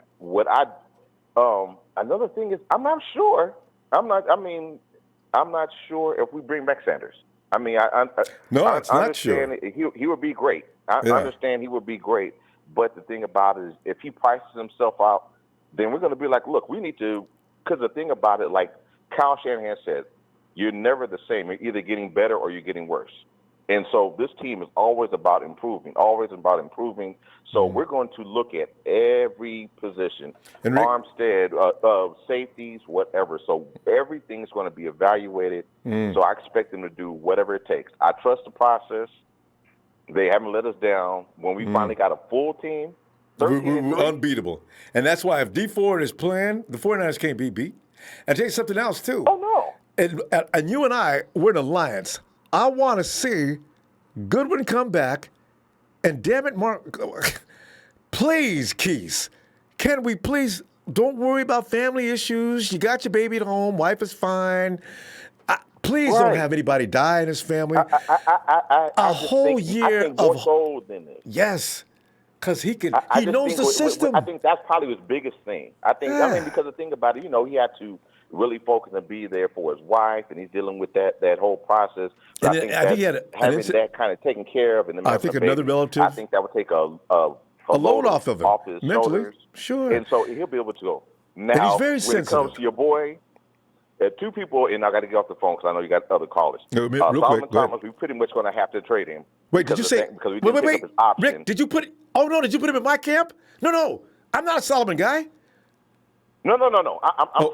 I'm just saying we got to get rid of Solomon Thomas because we did not pick up his option. So therefore, next year he's going to be a free agent, and we can't get anything for him. So let's get something for this joker. So he picks up a high draft pick for him. So we definitely can trade him in this offseason. And the other guy, and I'm getting off the phone, we have to get rid of Kitty Cat.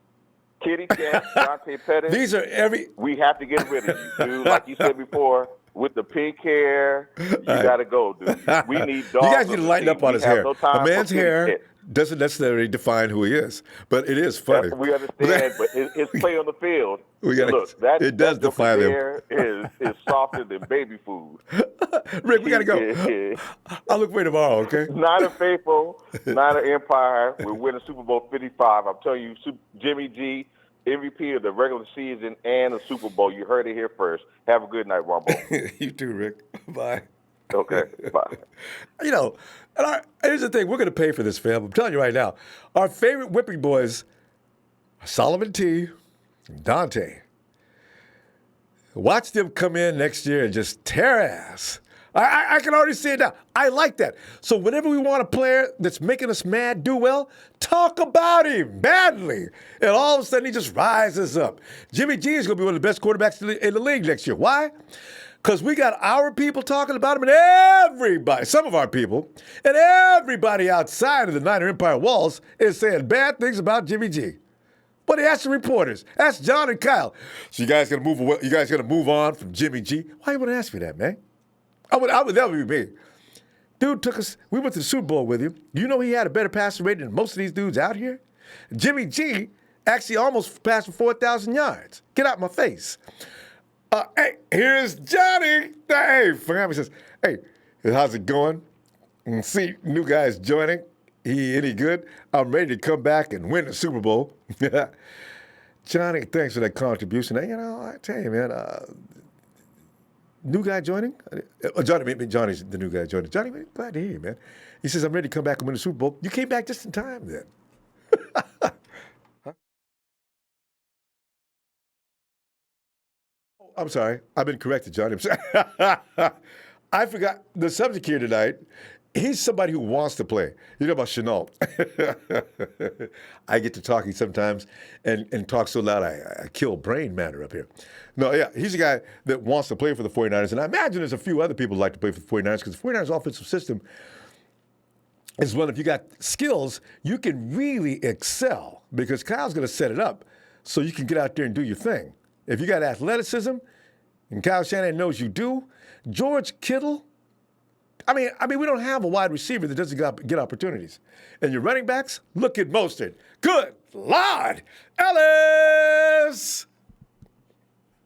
Yo, Ronbo. Ellis.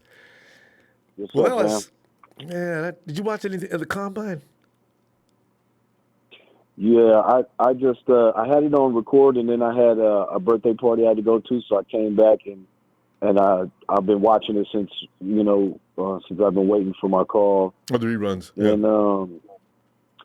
And so it's just receivers and quarterbacks today. Now the 40 times and all of that, did they do that? Was that televised or was it not televised? Yeah, they showed the 40s, and if you keep watching, they'll probably show it because they put it all on a loop. It's 4 hours long, but still. If you're wondering about Jalen Rieger, who told everybody, yeah, I'm planning on running a 4. I'm gonna run a 4.3, 4.2. I'm gonna run a 4.2 something. And Jalen fell down, but Jalen Rieger, you gotta look at his other stuff. Don't take his 40 seriously when you do see it. He ran a 4.47, which is not Jalen Rieger's like. And he was the only thing that I was looking at because he had already said what he was going to do. Jefferson did well today, but you'll see that these guys, they can run. Yeah, no, yeah, I'm actually watching Jefferson, and who I'm really impressed with on top of him is that guy Chase Claypool from Notre Dame. Oh, ain't he something? I mean, I was wondering if everybody noticed him. I noticed him right away. I said, "Look at this dude, man." Shout out to what was that Dre that was talking about him earlier? I believe he was the one that was talking about the guy from Notre Dame. And then once I heard his name, and as soon as I seen him, I was like, "Oh, that's who he's talking about." Man, that's Darnell. Antoine Winfield. Or is it Darnay Holmes? One of them, because I'm not sure who these guys are. Dre mentioned Antoine Winfield and also Darnay Holmes. Oh, okay. I remember somebody saying something about a guy from Notre Dame. I believe it was. Oh, Notre Dame. I thought you said UCLA. Because Dre pointed out. Oh, that's right. That was the guy from UCLA that he was talking about. Notre Dame has a standout wide receiver. This guy Chase Claypool, I'm looking at right now. Is that what Chase goes? Is he from Notre Dame? Yeah, Chase Claypool is from Notre Dame. I'm looking at him right now. Okay, because that boy, he looks like one of them guys. In fact, him and Jalen Hurd could be twins. Could be brothers, couldn't they? On the damn field. Oh my God, he's a little bit 6'3". bigger than Jalen, but I'm telling you, them boys, big, tall, forceful. The run after the catch, and I'm running somebody over after I catch the ball type receiver. I like that. What? You put them in the red zone. Look here, Trey puts down. Claypool is 6'4", 230, and runs a 4.42. Now, you know what? Hurd can put on that kind of. Hurd's up to 250 pounds when he's playing running back. Hurd would be comfortable. I think he's at 221, something like that. Hurd could put 230 on and be real comfortable and be even more beastly. So you put them dudes in red zone, 2 and 12 yards to go. I'm going to put him and I'm going to put Kendrick in the slot. Ain't no way we ain't getting a touchdown. Ain't no way. Oh, my goodness. Booyah. What you going to do?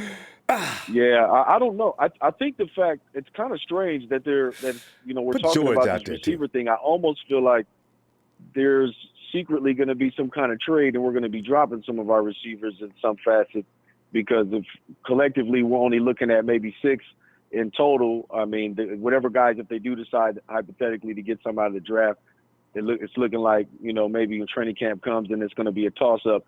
On everybody's going to be having to fight for their position as far as the guys that are on the lower end of the totem pole, and they'll be competing with whichever newer rookie wide receivers, if we happen to get 2 or 1 out of this draft. But the other guy, Laviska, is that what is?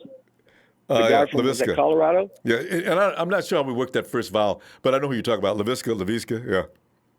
Yeah. It's looking like they got us at 31. I'm seeing, and they're showing Justin Jefferson is supposed to be, the mock draft basically. Mel Kiper's, or is that no? This is Todd McShay's mock draft here. Oh, good, because Mel bothers me. Okay, what is he saying? No, this is just his draft I'm looking at here on the recording on the NFL Network. But the Packers at 30, they're saying, they're just predicting Justin Jefferson for LSU. But I really like him, man. I'm looking at him, like I said, in Laviska, and then there's this other guy, Brown. There's a couple of good-looking receivers that are out here, man. A couple of fast guys, but I think we need somebody tall, fast, and strong. We need a split of all of those things, but mainly somebody tall. You know what I mean? I think we need a bigger guy. You know what I mean? Because we don't really have that. Jalen Hurd will probably be our tallest receiver. If he can stay healthy, Kendrick. Yeah, and also, and George Kittle's nothing but a heart. I don't know what George Kittle is. George Kittle's an OW. You know what I'm saying? George has got size. He can catch. He can kill dudes on the run game. I mean, George Kittle is an amazing animal, man. The dude is like, I'll send him out on the pattern as quick as I'll send a wide receiver in. Anyway. And imagine how late we got him in the draft, and just how impressive, and how he's like in question for number 1 already. I mean, come on, man. He's on the Hall of Fame already. Yeah, shout out to John Lynch, man. Yeah. Shout out to our team. That's why I'm saying we're going to be surprised. We're all worried, I think for no reason. I think John's, he's a chemist, and they're all putting some things together in the laboratory, Ellis, and we're going to be excited, Ellis, I can't wait. We're not worried. We just can't wait. We're anxious to see what they do. It's like Christmas. Exactly. Ellis, we gotta go. Exactly. Let me see you tomorrow, fam. Okay, fam. All right. That's a bet, champ. All right. Good talking to you. Night, Ellis. Shout out to the whole family. Good night, fam. Yeah.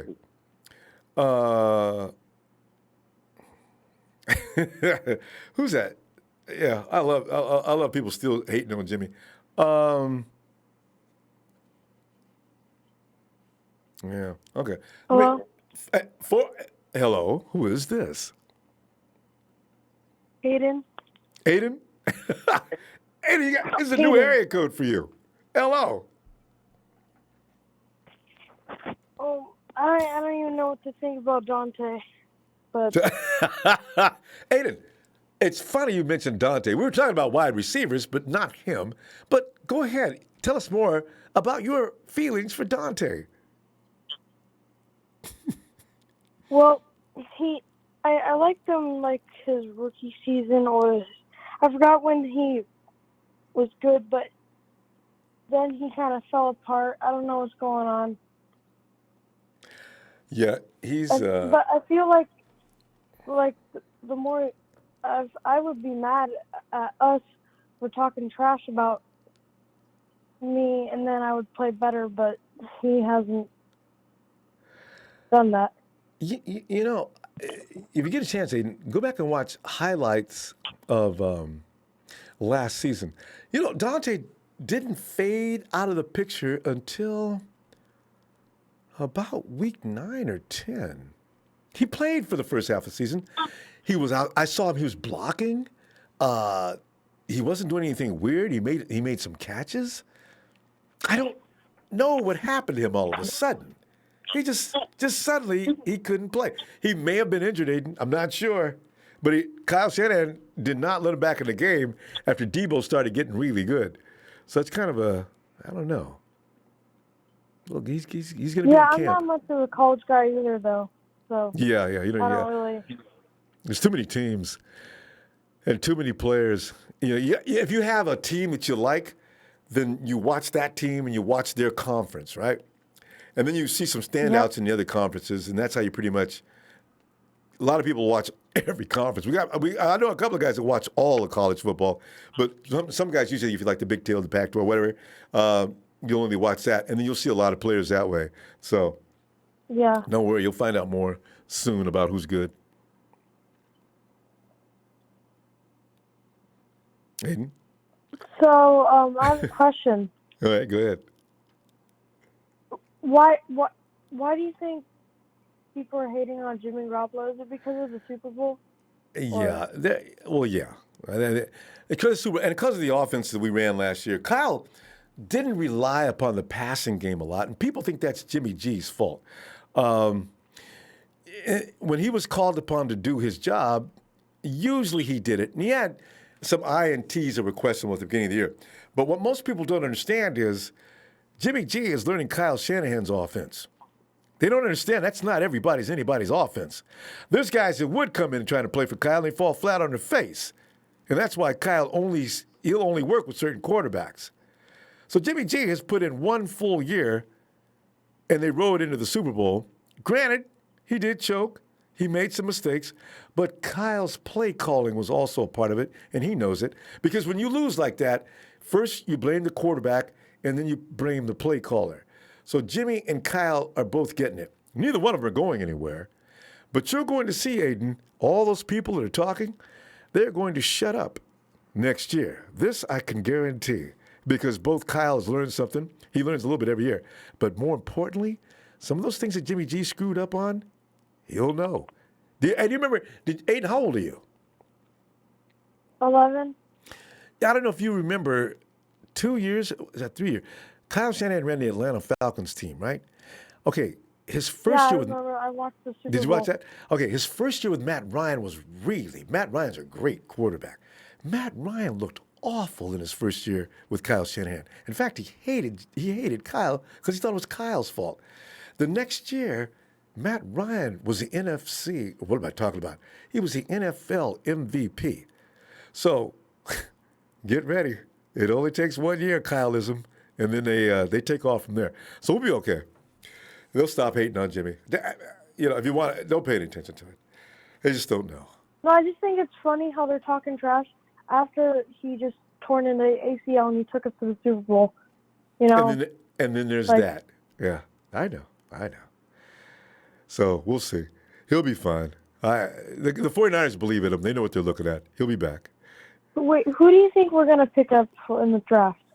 I don't even really know. I thought it was going to be cornerback, and then there's wide receivers. Well, see, a lot depends on our defensive back situation. We do need a defensive back, but we can get him in the 5th or 6th round. And we might need a wide receiver just because we don't know what Jalen Hurd and Trent Taylor are going to be like, right?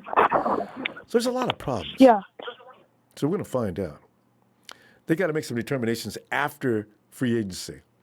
Hey, now, listen, we're going to go. Hey, I got to go, though. Look forward to hearing from you tomorrow if you get a chance. Okay? Okay. All right. Have a good night, Aiden. Nice. Hey, oh, there he is. Shenault.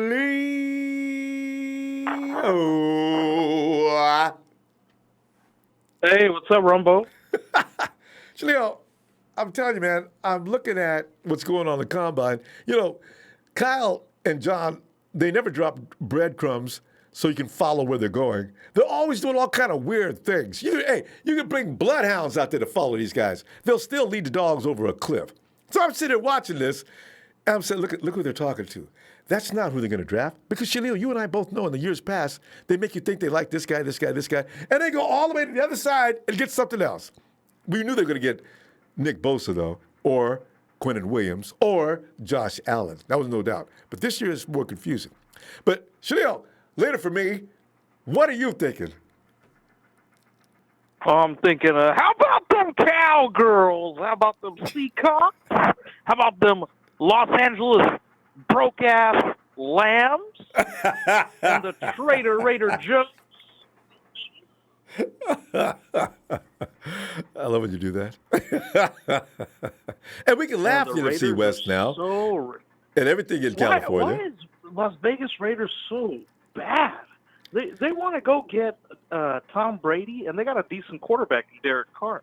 And they want to get an old man? And I don't get that either. And right in front of Derek Carr, too, just talking it up. Wouldn't it be funny if the Raiders went and traded Derek Carr just so they have enough money to pay people?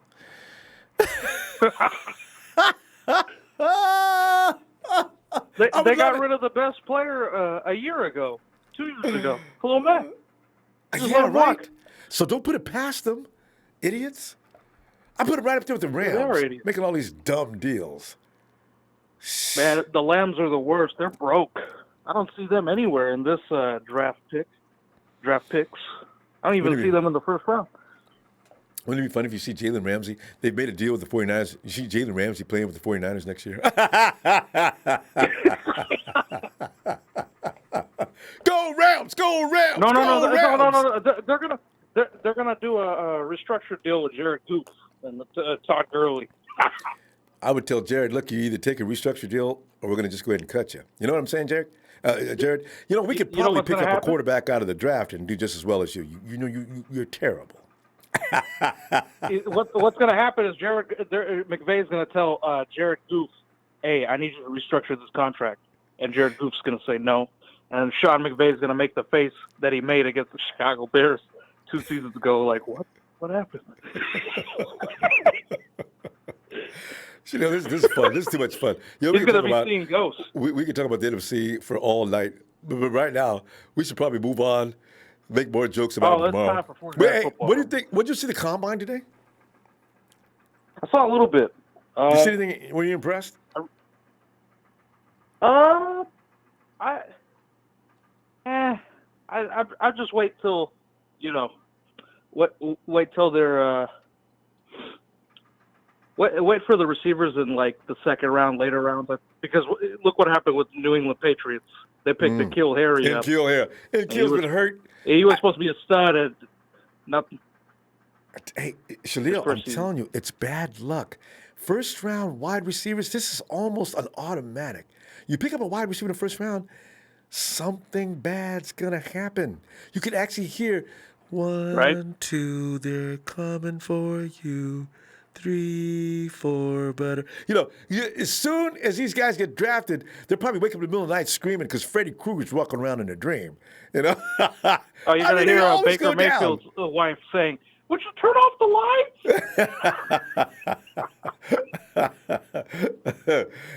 Baker's like, no, I need to do another commercial. Baker's endorsing KD Lamb. He says KD Lamb is phenomenal. So a CD Lamb? There's a CD, yeah. CD Lamb is getting endorsed by Baker. Baker says this guy can track the ball. I hope he doesn't go to the Lambs. Nah, too late. The Rams, they picked down around what, somewhere between 16 and 20. He's not going to last that long.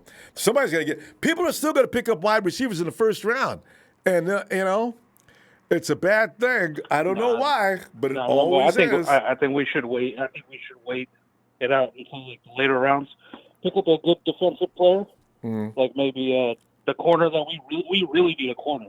Because Keller Witherspoon his spoon is broken pretty much. We need to go get that guy Jeff Gladney. Gladney. Hey, Shenault, do you think the 49ers? What do you think they're going to do with Spoon? I don't know. I think that they'll just keep him as a rotation guy, or just get rid of him. We have to just wait till preseason. You're right though. To see that. He's still on his rookie contract, so you still bring him out there and see if he's ready to go, and maybe you get another guy. Yeah, I think should take a look at Jeff Gladney. I think he'd be a perfect fit. Yeah, or just go with the free safety in the first round, the guy from LSU, Del Pitt. Yeah, Del Pitt. But that's that's if we have free safety problems and we're not able to sign Jimmy Ward in the free agency. Because the thing is, wow, we're going to end up. Del Pitt's not going to. I really don't know how they're going to handle that. That's going to be rough. But I know one thing: we need to include Solomon Thomas and Mr. Kitty Cat. The caller was saying earlier, Mr. Kitty Cat. Actually, nobody's going to take those guys. Just include him. Just include him. Hey, you can take him. He'll be fine. Or whatever they want from us. Discipline him a little bit. We trade that, but you got to take either Solomon or Dante. Which one? I'm not making a deal with you unless you do. Imagine if we traded Pettis to New England and he started doing well. You know what's going to happen. Come on, man. That's what I'm telling you. Same with Solomon Thomas. Belichick is going to get on his ass, and he's going to fight. Dante Pettis is going to start catching balls. Because they don't play around over there. God. I mean, over here, we give our receivers too much luxury. So look at what happened to Pettis. He discovered cats. He likes cats, Catwoman. And Solomon Thomas, he just can't break a tackle. Right. Oh, yeah, offensive linemen, they're out there doing a dance. Hey, play some music for Solomon Thomas and an offensive lineman and get them off the field. Say, Shenault, man, let me see the ball. Call trade. All right, Ronbo. Shout out to the Niner Empire. You have a good night. Thanks, man. You too. John V. Ronbo, how you doing, brother? John, doing okay. It's each and every year you need to call Scotland Yard to figure out, investigate what are John and Kyle doing. They're so good at leading people off the track, man. But except for last year, it was pretty obvious who they were going to pick up in the first round. But this year, they got the cloak and dagger thing going like crazy. Boy, they couldn't be telling you the truth. I have no idea. They do. That's kind of what's making me concerned. They're showing all this interest in a receiver at the combine, and their interest may be at a cornerback instead. I don't know. I feel like they may just be trying to lead everyone off their scent, and focus on DBs, and figure out where to go from there. Because at receiver, Ronbo, I still believe we're deep. As far, I don't know. Does any part of you still believe that E-Man may end up here as a Niner still? Any part of you at all? John, Kyle seems to be pleading to keep him. I don't know if they can help Kyle out. Parag is going to sit there and say, "Listen, Kyle, I know, but we can't afford him." It's going to be like your mom and dad. You're sitting there asking your mom, "Hey, Mom, how is kid 16? Mom, can you buy me that Harley?" What? We cannot afford a Harley, okay? We could get you a Yamaha or maybe a Suzuki, but forget about that. That's what Kyle's getting from Parag, Tone it down. Yeah. So I don't know. I mean, I don't know. I watched some of these guys run today, man, and some of these big body receivers that make a deep threat, and like those big body receivers like Metcalf. That's what I want. I want an Anquan Bolden type guy. I want somebody who may be in between, maybe a 440 but can muscle you to the ground, man. You know what I mean? Yeah, I feel like we need somebody bulky. We need a big man that can muscle you. You know what I'm saying? Just like go up there, pull it out of the, I don't know. I feel like, John, KB's a skinny dude. That's true, but Don, you got that on the roster, but we don't know what his back is like. If I'm 49ers, I'd say, listen, we're going to go ahead and put 15 more pounds on Jalen Hurd and let him be the monster. If I got him and Kittle running around out there, that's enough big guys right there. Yeah, but if I'm going to squint every time I see that guy go down, I'm going to be like, oh, God, he's back. Jesus. And he's a hard playing dude that these injuries are going to occur. He's had several injuries. I think he had an ACL already. He had that going into the season last year, coming out of the draft. So he's going to be getting hurt because he plays hurt tough. So, John, it's a tough one. Their lab was looking for a big guy though. You might be right on it. There are guys that have great hands that were. I don't know. There were guys, Ronbo, that had. There's a guy from Liberty. I don't know what that school is, but they went on about this guy. Now he ran a 4.6 unofficial, so I don't know. But they said he is ridiculous deep. He's got great hands, and he's a big dude, a big body dude. Be hard to bring down. You know what I mean? So I don't know. Well, you said school because I'm looking at Chase Claypool. If the 49ers are looking at what you're talking about, this guy Claypool, he looks awfully promising. Yeah. Oh. Claypool. This guy that I was talking about was Antonio Gandy Golden. What? Let me write that down. I go check when you guys mention these guys. I want to go see what you're looking at. His name is what? Antonio Gandy Golden. Okay, what a name, huh? Antonio Gandy Golden.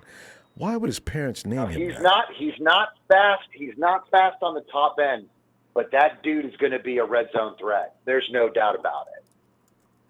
And I'll always tell you, I'll always tell us about Jeff Gladney, man. That guy, Ronbo, to this very day, if you haven't seen footage on Jeff Gladney, that dude for a DB, he's nasty.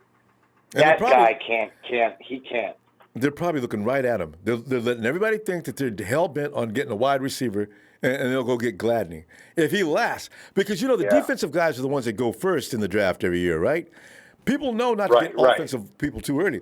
So if Gladney's good, he's probably going to go in the top 15. Gladney's technique is right at the point of the catch. That dude has learned from that's TCU. So they're phenomenal at defensive backs over there. They breed those dudes. And I'll tell you, he only has a hard time with shifty, smaller, tight routes. Listen, we got to give these guys a chance to get into the league. Well, yeah. Is he taller? He is tall. He is tall. He's I think he's a little over 6 foot or 6. He's 183 pounds. I think he's got a few inches on Jimmy Ward. But he disrupts every play. Ronbo. His hands, if he's not catching it, you ain't catching it either. Period. That's a done play. I like that. If I can't get it, I'll be damned if you're going to get it. I like that attitude. When you play it, dude. He may not catch it, but neither will the receiver. Period. Okay, see, and everybody talks about him, so everybody agrees that Gladney can play. Yes. Because I don't know. I keep trying to figure out what's the Spoon story going to end up as. I mean, we spent the third we picked up Spoon in the third round. Are they going to go ahead and see if they can find somebody else? Have they seen enough? Are they going to still believe in him? Is Mosley somebody they're going to put all their eggs in that basket, or what are they going to do? It's going to be interesting to see because I would. Yeah. I would put my eggs in one basket for Mosley because that boy has proven that with a little bit more experience, he can do it. He's going to be nasty. Got lots of dog in him. He's going to be nasty. As far as Taboris Moore, I don't know what he's going to bring to the table at his position. I really don't. I mean, I know we won't let go of him consistently. He's you're still paying nothing for these guys. So. Yeah, he's still a work in progress. Taboris Moore, I think he has the potential to keep improving. So we're going to see. Yep. All this will be all moot if Ward signs, which is going to be interesting to see what they do in the next few weeks. John. Yeah, we can just trash this shit because we won't know, what's going on. All of it's The right out the speculation's window. killing me, Rombo. I want to smack my head off the wall half the time. It'll get better. John, Always a pleasure, brother. I'll see you tomorrow, John. All right. You bet. I'll see you then, Rombo. Take care of yourself. Appreciate everything. Thanks, John. You too. All right, brother. Good night. Night. Bye-bye. And let's go to Santana. What up, Ronbo? Santana, man. How you doing, it's man? like, oh man, just checking out the new recruits and what they possibly could bring to the 49ers table. Did you see anything that you like today? Yeah, Henry Ruggs, C.D. Lamb, and Jerry Jeudy. Those are crowd those favorites. guys right They're there, going to man. definitely be there Monday night. You know how they I think the NFL gives these guys budgets, right? You get to spend. We're giving everybody up to $5,000 that we think is to go out and dress up and look good, as we will. Night number one, we know you're going to get drafted. We know you're going to get drafted. We're pretty sure you're going to. They go around and they pick out. This is all a big promotion. It's not even. Those guys in the first round, some of them won't even be starting after next year. It's crazy. For me that are like first round worthy is Jerry Jeudy, C.D. Lamb, and Henry Ruggs. I think everybody else is like maybe late in the second round, maybe early or like second, you mean wide third receivers? round. Wide receiver, yeah. So right, we have the 31st pick again? For now, yeah. It would be for now, right? So, why not trade it away to the Browns and get OBJ? Well, you know what? Isn't that interesting? Because you know what? You never know what the 49ers are going to do, because you know how they're always saying, anything we can do to get better, we're going to try. We'll do it. Because when they were going after Khalil Mack and OBJ, I thought, man, no, they ain't. Because, we've had Trent, and Trent didn't do anything but sit around talking trash. So I didn't think, all of a sudden I heard they did. Wow. Damn. So, we'll see what happens. And when's the draft? It's April, right? Santana, something going on with your signal. It's. Can you hear me? Oh, that's better. Okay, go ahead. What's it called? The draft is in April, right? Yeah. The end of April. Yeah. Well, what's it called? Like I said, if would it be honestly, Ronbo? I really don't care if we get a wide receiver or something to help out the offense. I wouldn't mind getting an extra edge to get to the quarterback. I know, right? So, because I've been to the games. Yeah, Ronbo, I've been to the games. In the Levi Stadium, and oh my God, man, there's nothing that excites you more. That guy coming off that down. edge. I know. when it's third, you don't like. There's nothing like that excitement, man. When you hear third down and then you see one of the Nick Bosa or Art Armstead or D Ford get a sack on him. It's like when he's not having a bad leg day, man. It gets loud, it's even better than a touchdown, to be honest, man. I know, right? And, watching the quarterback get slammed to the ground, and don't let the ball pop out. Everybody's up on their feet now. But were you at that Panthers game? No, I didn't go to that one. Oh, I think that was the Nick Bosa. I went to the Browns game. Oh, that was good.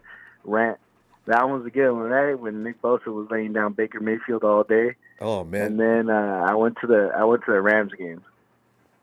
Took my little niece there, and then we had a blast, man. The last Rams game, home game. So it was so much fun. But, you got to watch McVay's face. You couldn't see it unless you had a monitor.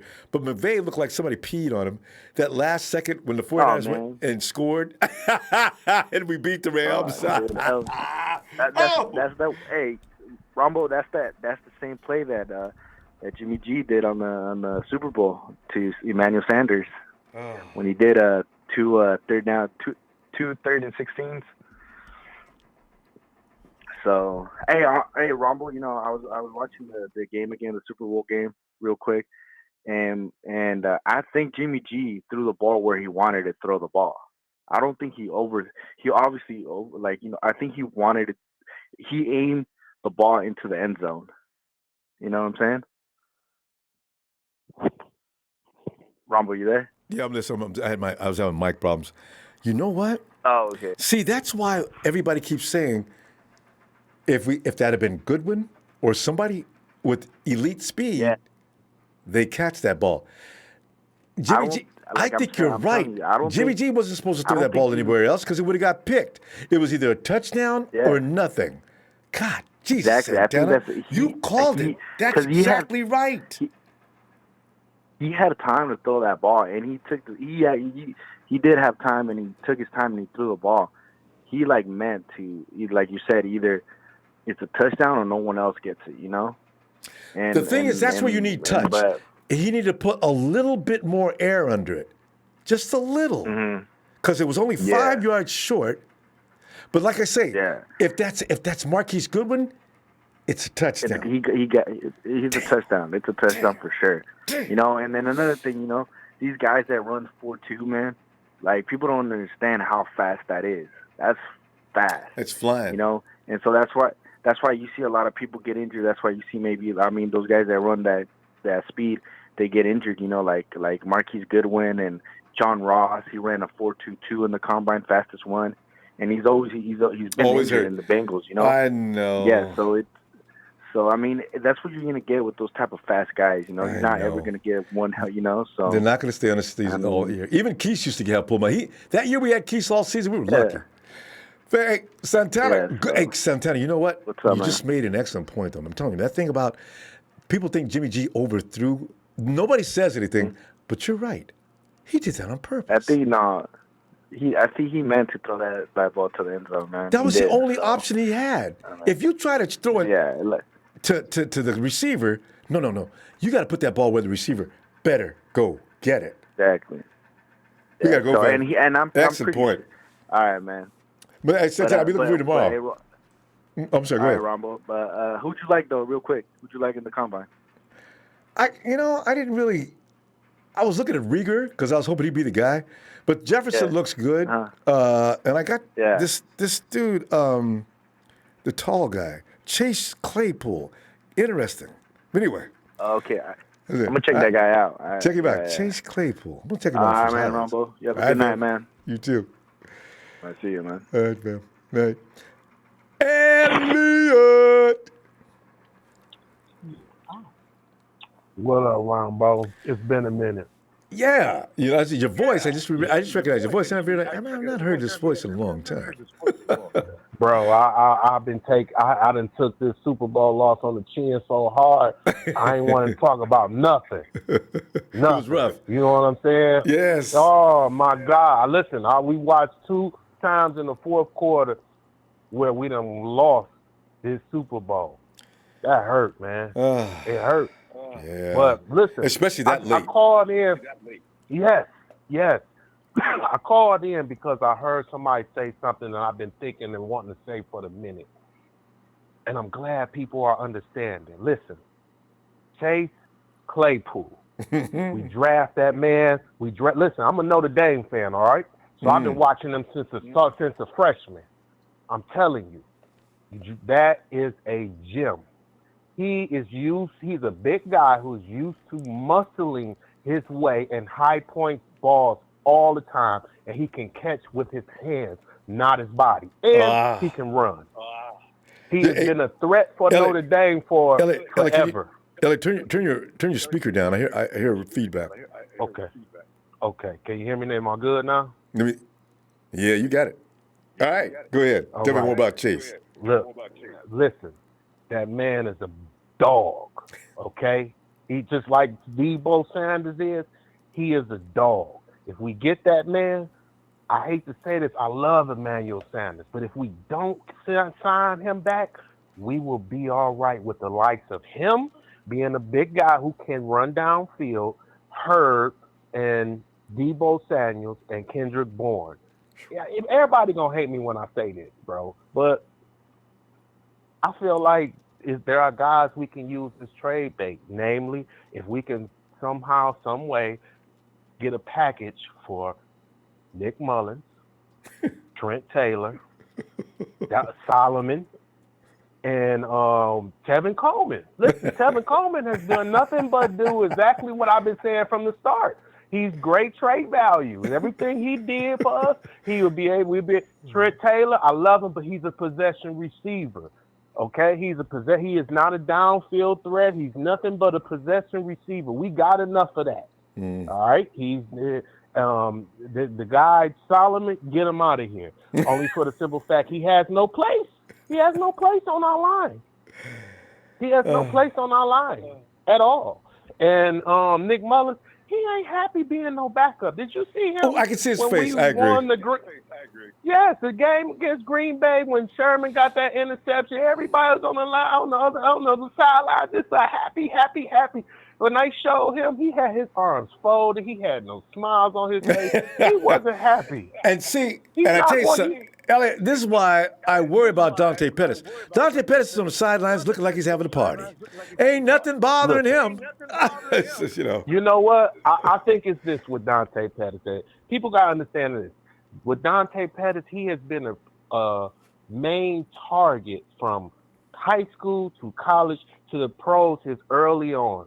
Now he is now a person who's getting the ball every now and then. He has to learn how to be a person who he's a rhythm catcher. You target him 5, 6, 7 times, he's going to catch the ball eventually and get to moving. But if he's only catching the ball and coming in every blue moon and going out, then he's not going to be effective for us. He was effective for us because we didn't have reps? A receiver. Yeah. And so he was the man. So we targeted him. That now first he's year? coming in where he don't have it no more. He don't have that position no more. Now he got to understand how to be a better backup receiver for us. I think that if he can learn how to do that, I hate to say it. I mean, if we can get rid of him, then whatever. But Goodwin, just kiss him goodbye. I don't care nothing about his family situations or none of that. Kiss him goodbye for the simple fact, outside of going downfield, he's trash. But Elliot, okay. No, I understand. Really? And this is a business, but yeah. Yes. I really outside of going downfield, he is trash. He does nothing for the team. look for him to be focused. He's not. Look for him in camp. Look, he's going to be a force in camp. Now that's the thing about Marquise. He's always a force in camp. Will he stay a force is the question. If not, he may be gone in midseason, but he's going to make the team, Elliot. I almost promise you that. If they're bringing him back to compete. It's like I keep saying, get him out of here. I've been saying that for 2 years now. Get him out of here. He is nothing but a 40-yard dash guy. So you can send him downfield 40 yards. If he can make the catch, fantastic. Other than that, 20 yards, 10 yards when we need it, he is nothing. We got Deebo Samuel and all of them who will catch the pass and keep it moving. Elliot, one question real quick. Is now if you get rid of Nick Mullins, the only person left is C.J. Beathard. If Jimmy tweaks an ankle, hurts a finger, anything happens, yes. That's the thing, though. We're not going to be able to keep Mullins, period, because he's proven himself to himself. Hey, I had a whole season past 3 games to be a starter, and I did fantastic as a backup quarterback. There are people who are drooling to have somebody like him to come in and play ball for them. And he's drooling to play ball. I tell you what, though, if anybody's calling John Lynch and saying, I'll give you a 3rd-round pick for Nick Mullins, the 49ers will bite. I guarantee you that. They need to. They need to. Not Beathard, though. Beathard, we stuck with him. I'm sorry. It is what it is with Beathard. I'm sorry, bro. It is what it is with Beathard. Ain't nobody calling for him. Nick Mullins is a ball. He got an accurate arm, bro. Yeah. He looked good in that Green Bay game. But Elliot, we got to go, fam. I'll be back tomorrow. Can I say this one last thing real quick? If you can do it real quick. Real fast. 20 seconds. Real quick. All right. I do believe we need to go defense-wise with secondary and cornerback-wise as our first few picks, bro. No lie. Because Your man Sherman, we're not sure if he coming back after this season. And we are look, we need a safety, bro. And the cornerback. We ain't sure what Weatherspoon gonna do. So we'll see what they do, man, and hopefully everything works out, man. But I think they need to put some packages together for them guys I just told you about, as man. many of I'll us see do. you tomorrow. I'm looking for you. All no right. doubt, Have man. a good night. I'm back with you, man. I was just hurting, dog. I ain't want to talk. I ain't want to talk, but I'm back with you, man. All right, Good, man. Elliot. See you tomorrow. All right, bro. Have a good one, bro. You too. There's Elliot. He's recovered. He's okay now. And hating on Dante. All right, Val. Have a good night. Let me get J1 in here. What's up, Ronbo? Jay! Okay, hold on. What's good with you? we gotta wait till Elliot hangs up here. Because he's got an echo going on. Jay, come on in, man. You know, Jay, did you catch any of the combine? Or did you? But you're probably out rolling around. You know, but Jay, you probably already know who you want as far as, because Kyle and John got everybody believing they are serious about a wide receiver. Well, I mean, you know, any names? Yeah. Go ahead. I think I'm going to trust John Lynch and them. If they draft a wide receiver, they obviously know what they're doing because the last few drafts, they did pretty good, except the very first one when John became the GM. Nobody's going to ever forget that. Solomon T. and Reuben Foster. Yeah, which it was a great.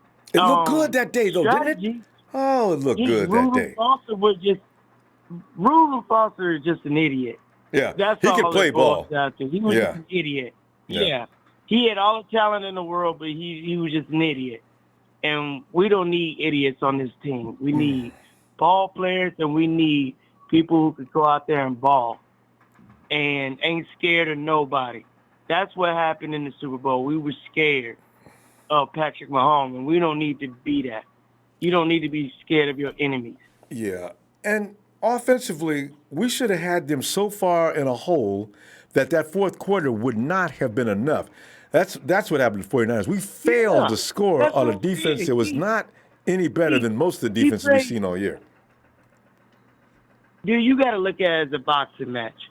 You can't be afraid to get in that ring or octagon and be afraid of your opponent. Mm-hmm. This man bleeds. He put his pants on one leg at a time, and you got to play football. Mm-hmm.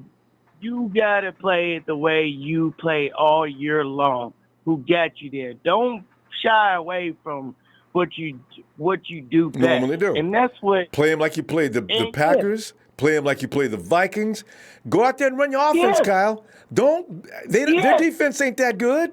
Play them. No, get them points. No, it wasn't. He got nervous about Patrick Mahomes. And giving the ball back to him. Huge mistake. Run your offense. Correct. Give that Deebo. They can't stop Deebo. Give him the damn ball, Kyle. And Mostert, give him some more shots. Stop clowning. And George Kittle, get him involved. Kyle, we're gonna play conservative. They get you there. Rashad, you know what I'm saying? They didn't give most of the ball no more. They just didn't do. They did. They gave him the ball one time, and then they started throwing the ball. And it's like, God, you ain't think like that against Green Bay. You ran the ball and you played your game. You played it. They couldn't stop it. They couldn't stop Deebo. Honestly, to be fair, they were stacking the box. You know what? How many teams have stacked the box on the 49ers this year? It shouldn't have been effective. And early on, they were running the ball against them stacked.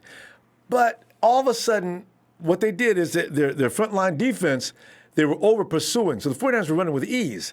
Then they stayed home a little bit longer, and they sort of collapsed on the run game. So Kyle said, okay, cool. I'm going to go back to the air.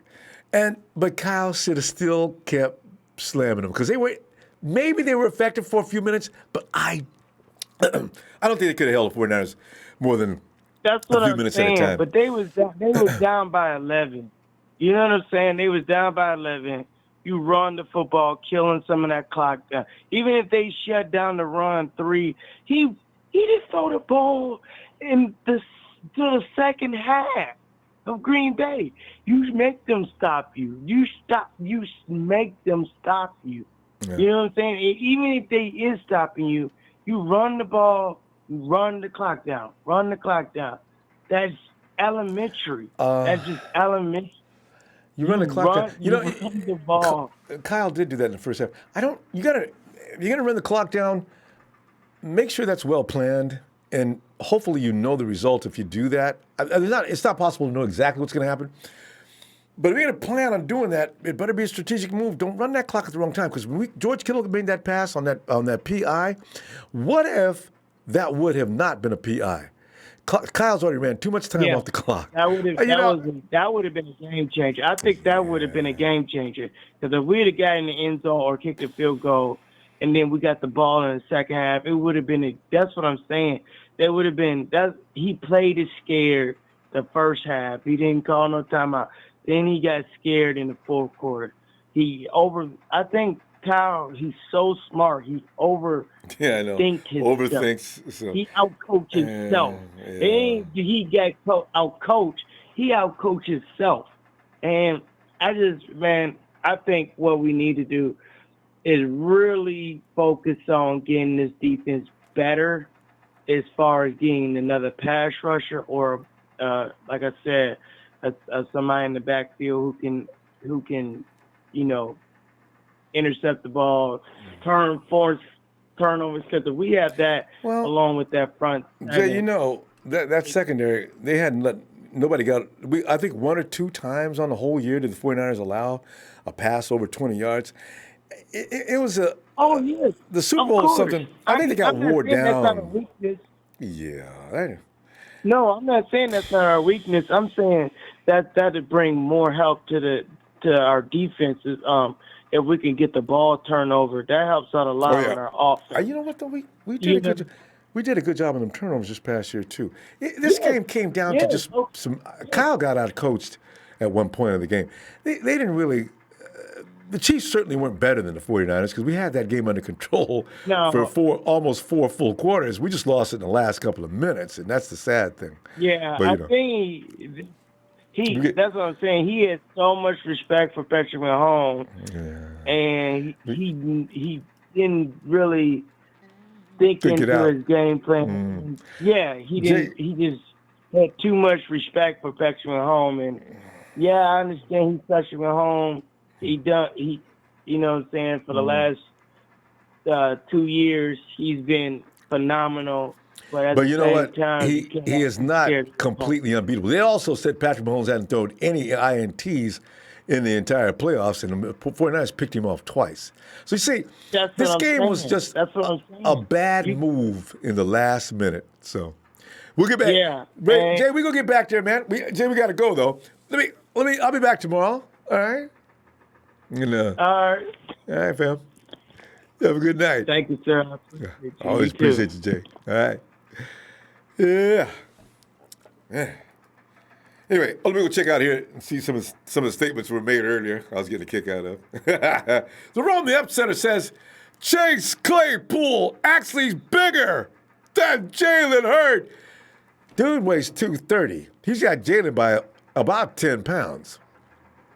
Anyway, I'm on board. I'm definitely in that camp. And D'Angelo Mosley says, I thought Rigor would be faster, but I knew Shenault was a 4.5 guy. Rigor is sitting around. Rigor is sitting after 11. All his boys, hey, yo, Jalen. What, man? Jalen, what's the matter, man? I just going to see if he's okay. Why? Dude, you ran a 4.47. Hey, he could do better. He's done better. He has run a 4.2 before. Adam Oppenheim says, you can for sure get Rigor at 31. Here come the Jalen Rigor jokes now. And Jan Evander Balon says, Deebo, Claypool, and Hurd. Damn! Trey Trey from VA. Claypool, 6'4", 230. Ran a 4.42. Oh. And Richard Hart says, Dre Berry, he's talking to Dre Berry, facts. Another tight end to complement Kittle would be just as big to our offense as a new wide receiver would be. You know, Claypool coming in at that height and size, if he can block, and you know Cal says you can't block, you can't play with my team. Oh, we don't need two tight end sets with Hurd, Claypool, and the franchise.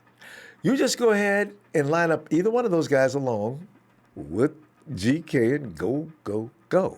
And also, I'm gonna keep Juice out on the field at the same time. Look out! Whoever the defense is, you've got trouble. And Richard Hart says, I'm sorry. J5, this is literally that last priority for anything. Tight end. You never know about this. You never know what Kyle Shanahan's plan is. Because he used to run two tight end sets, but we don't do that anymore much. Hieronymus Media says, hey, E-Man is a gamer. Sherman's on the downside of his career. And Spoon, who may be talented, is a head case. Maybe the Niners will find a diamond in the rough, as they've been able to do lately. They do this every year. They've been. George Kittle in 2017, 2018. Did you know anything about our linebacker? Blank. Anyway, Big Show's pick, whom I said, who is? What's our linebacker's name? Yeah, somebody, chat, give me the linebacker, our Pro Bowler. Fred, yes. Fred Warner. Did you know anything about a Fred Warner in 2018? Now look. Did you know anything about a Dre Greenlaw last year? Now look. It's amazing who they come up with to do the things they do. Hey, Kyle Baker says, and Goodwin will have 1,000 receiving yards this 2020 season. You know, I know Jay is not a Goodwin fan. There's lots of people that aren't. I want to see what Goodwin looks like now that he's done grieving. Because Goodwin, man, bless his heart, but he's got a really soft heart. He can't take family frustrations and keep going. He doesn't have any right now. Let's see what he looks like. He's gonna compete hard in the off season. Fam, I gotta go. I'm gonna see you tomorrow, though, fam. Have a good night. Oh, don't forget to hit that like. Have a good night, and don't forget to hit that like. Ooh la la, ooh la la la la. Night.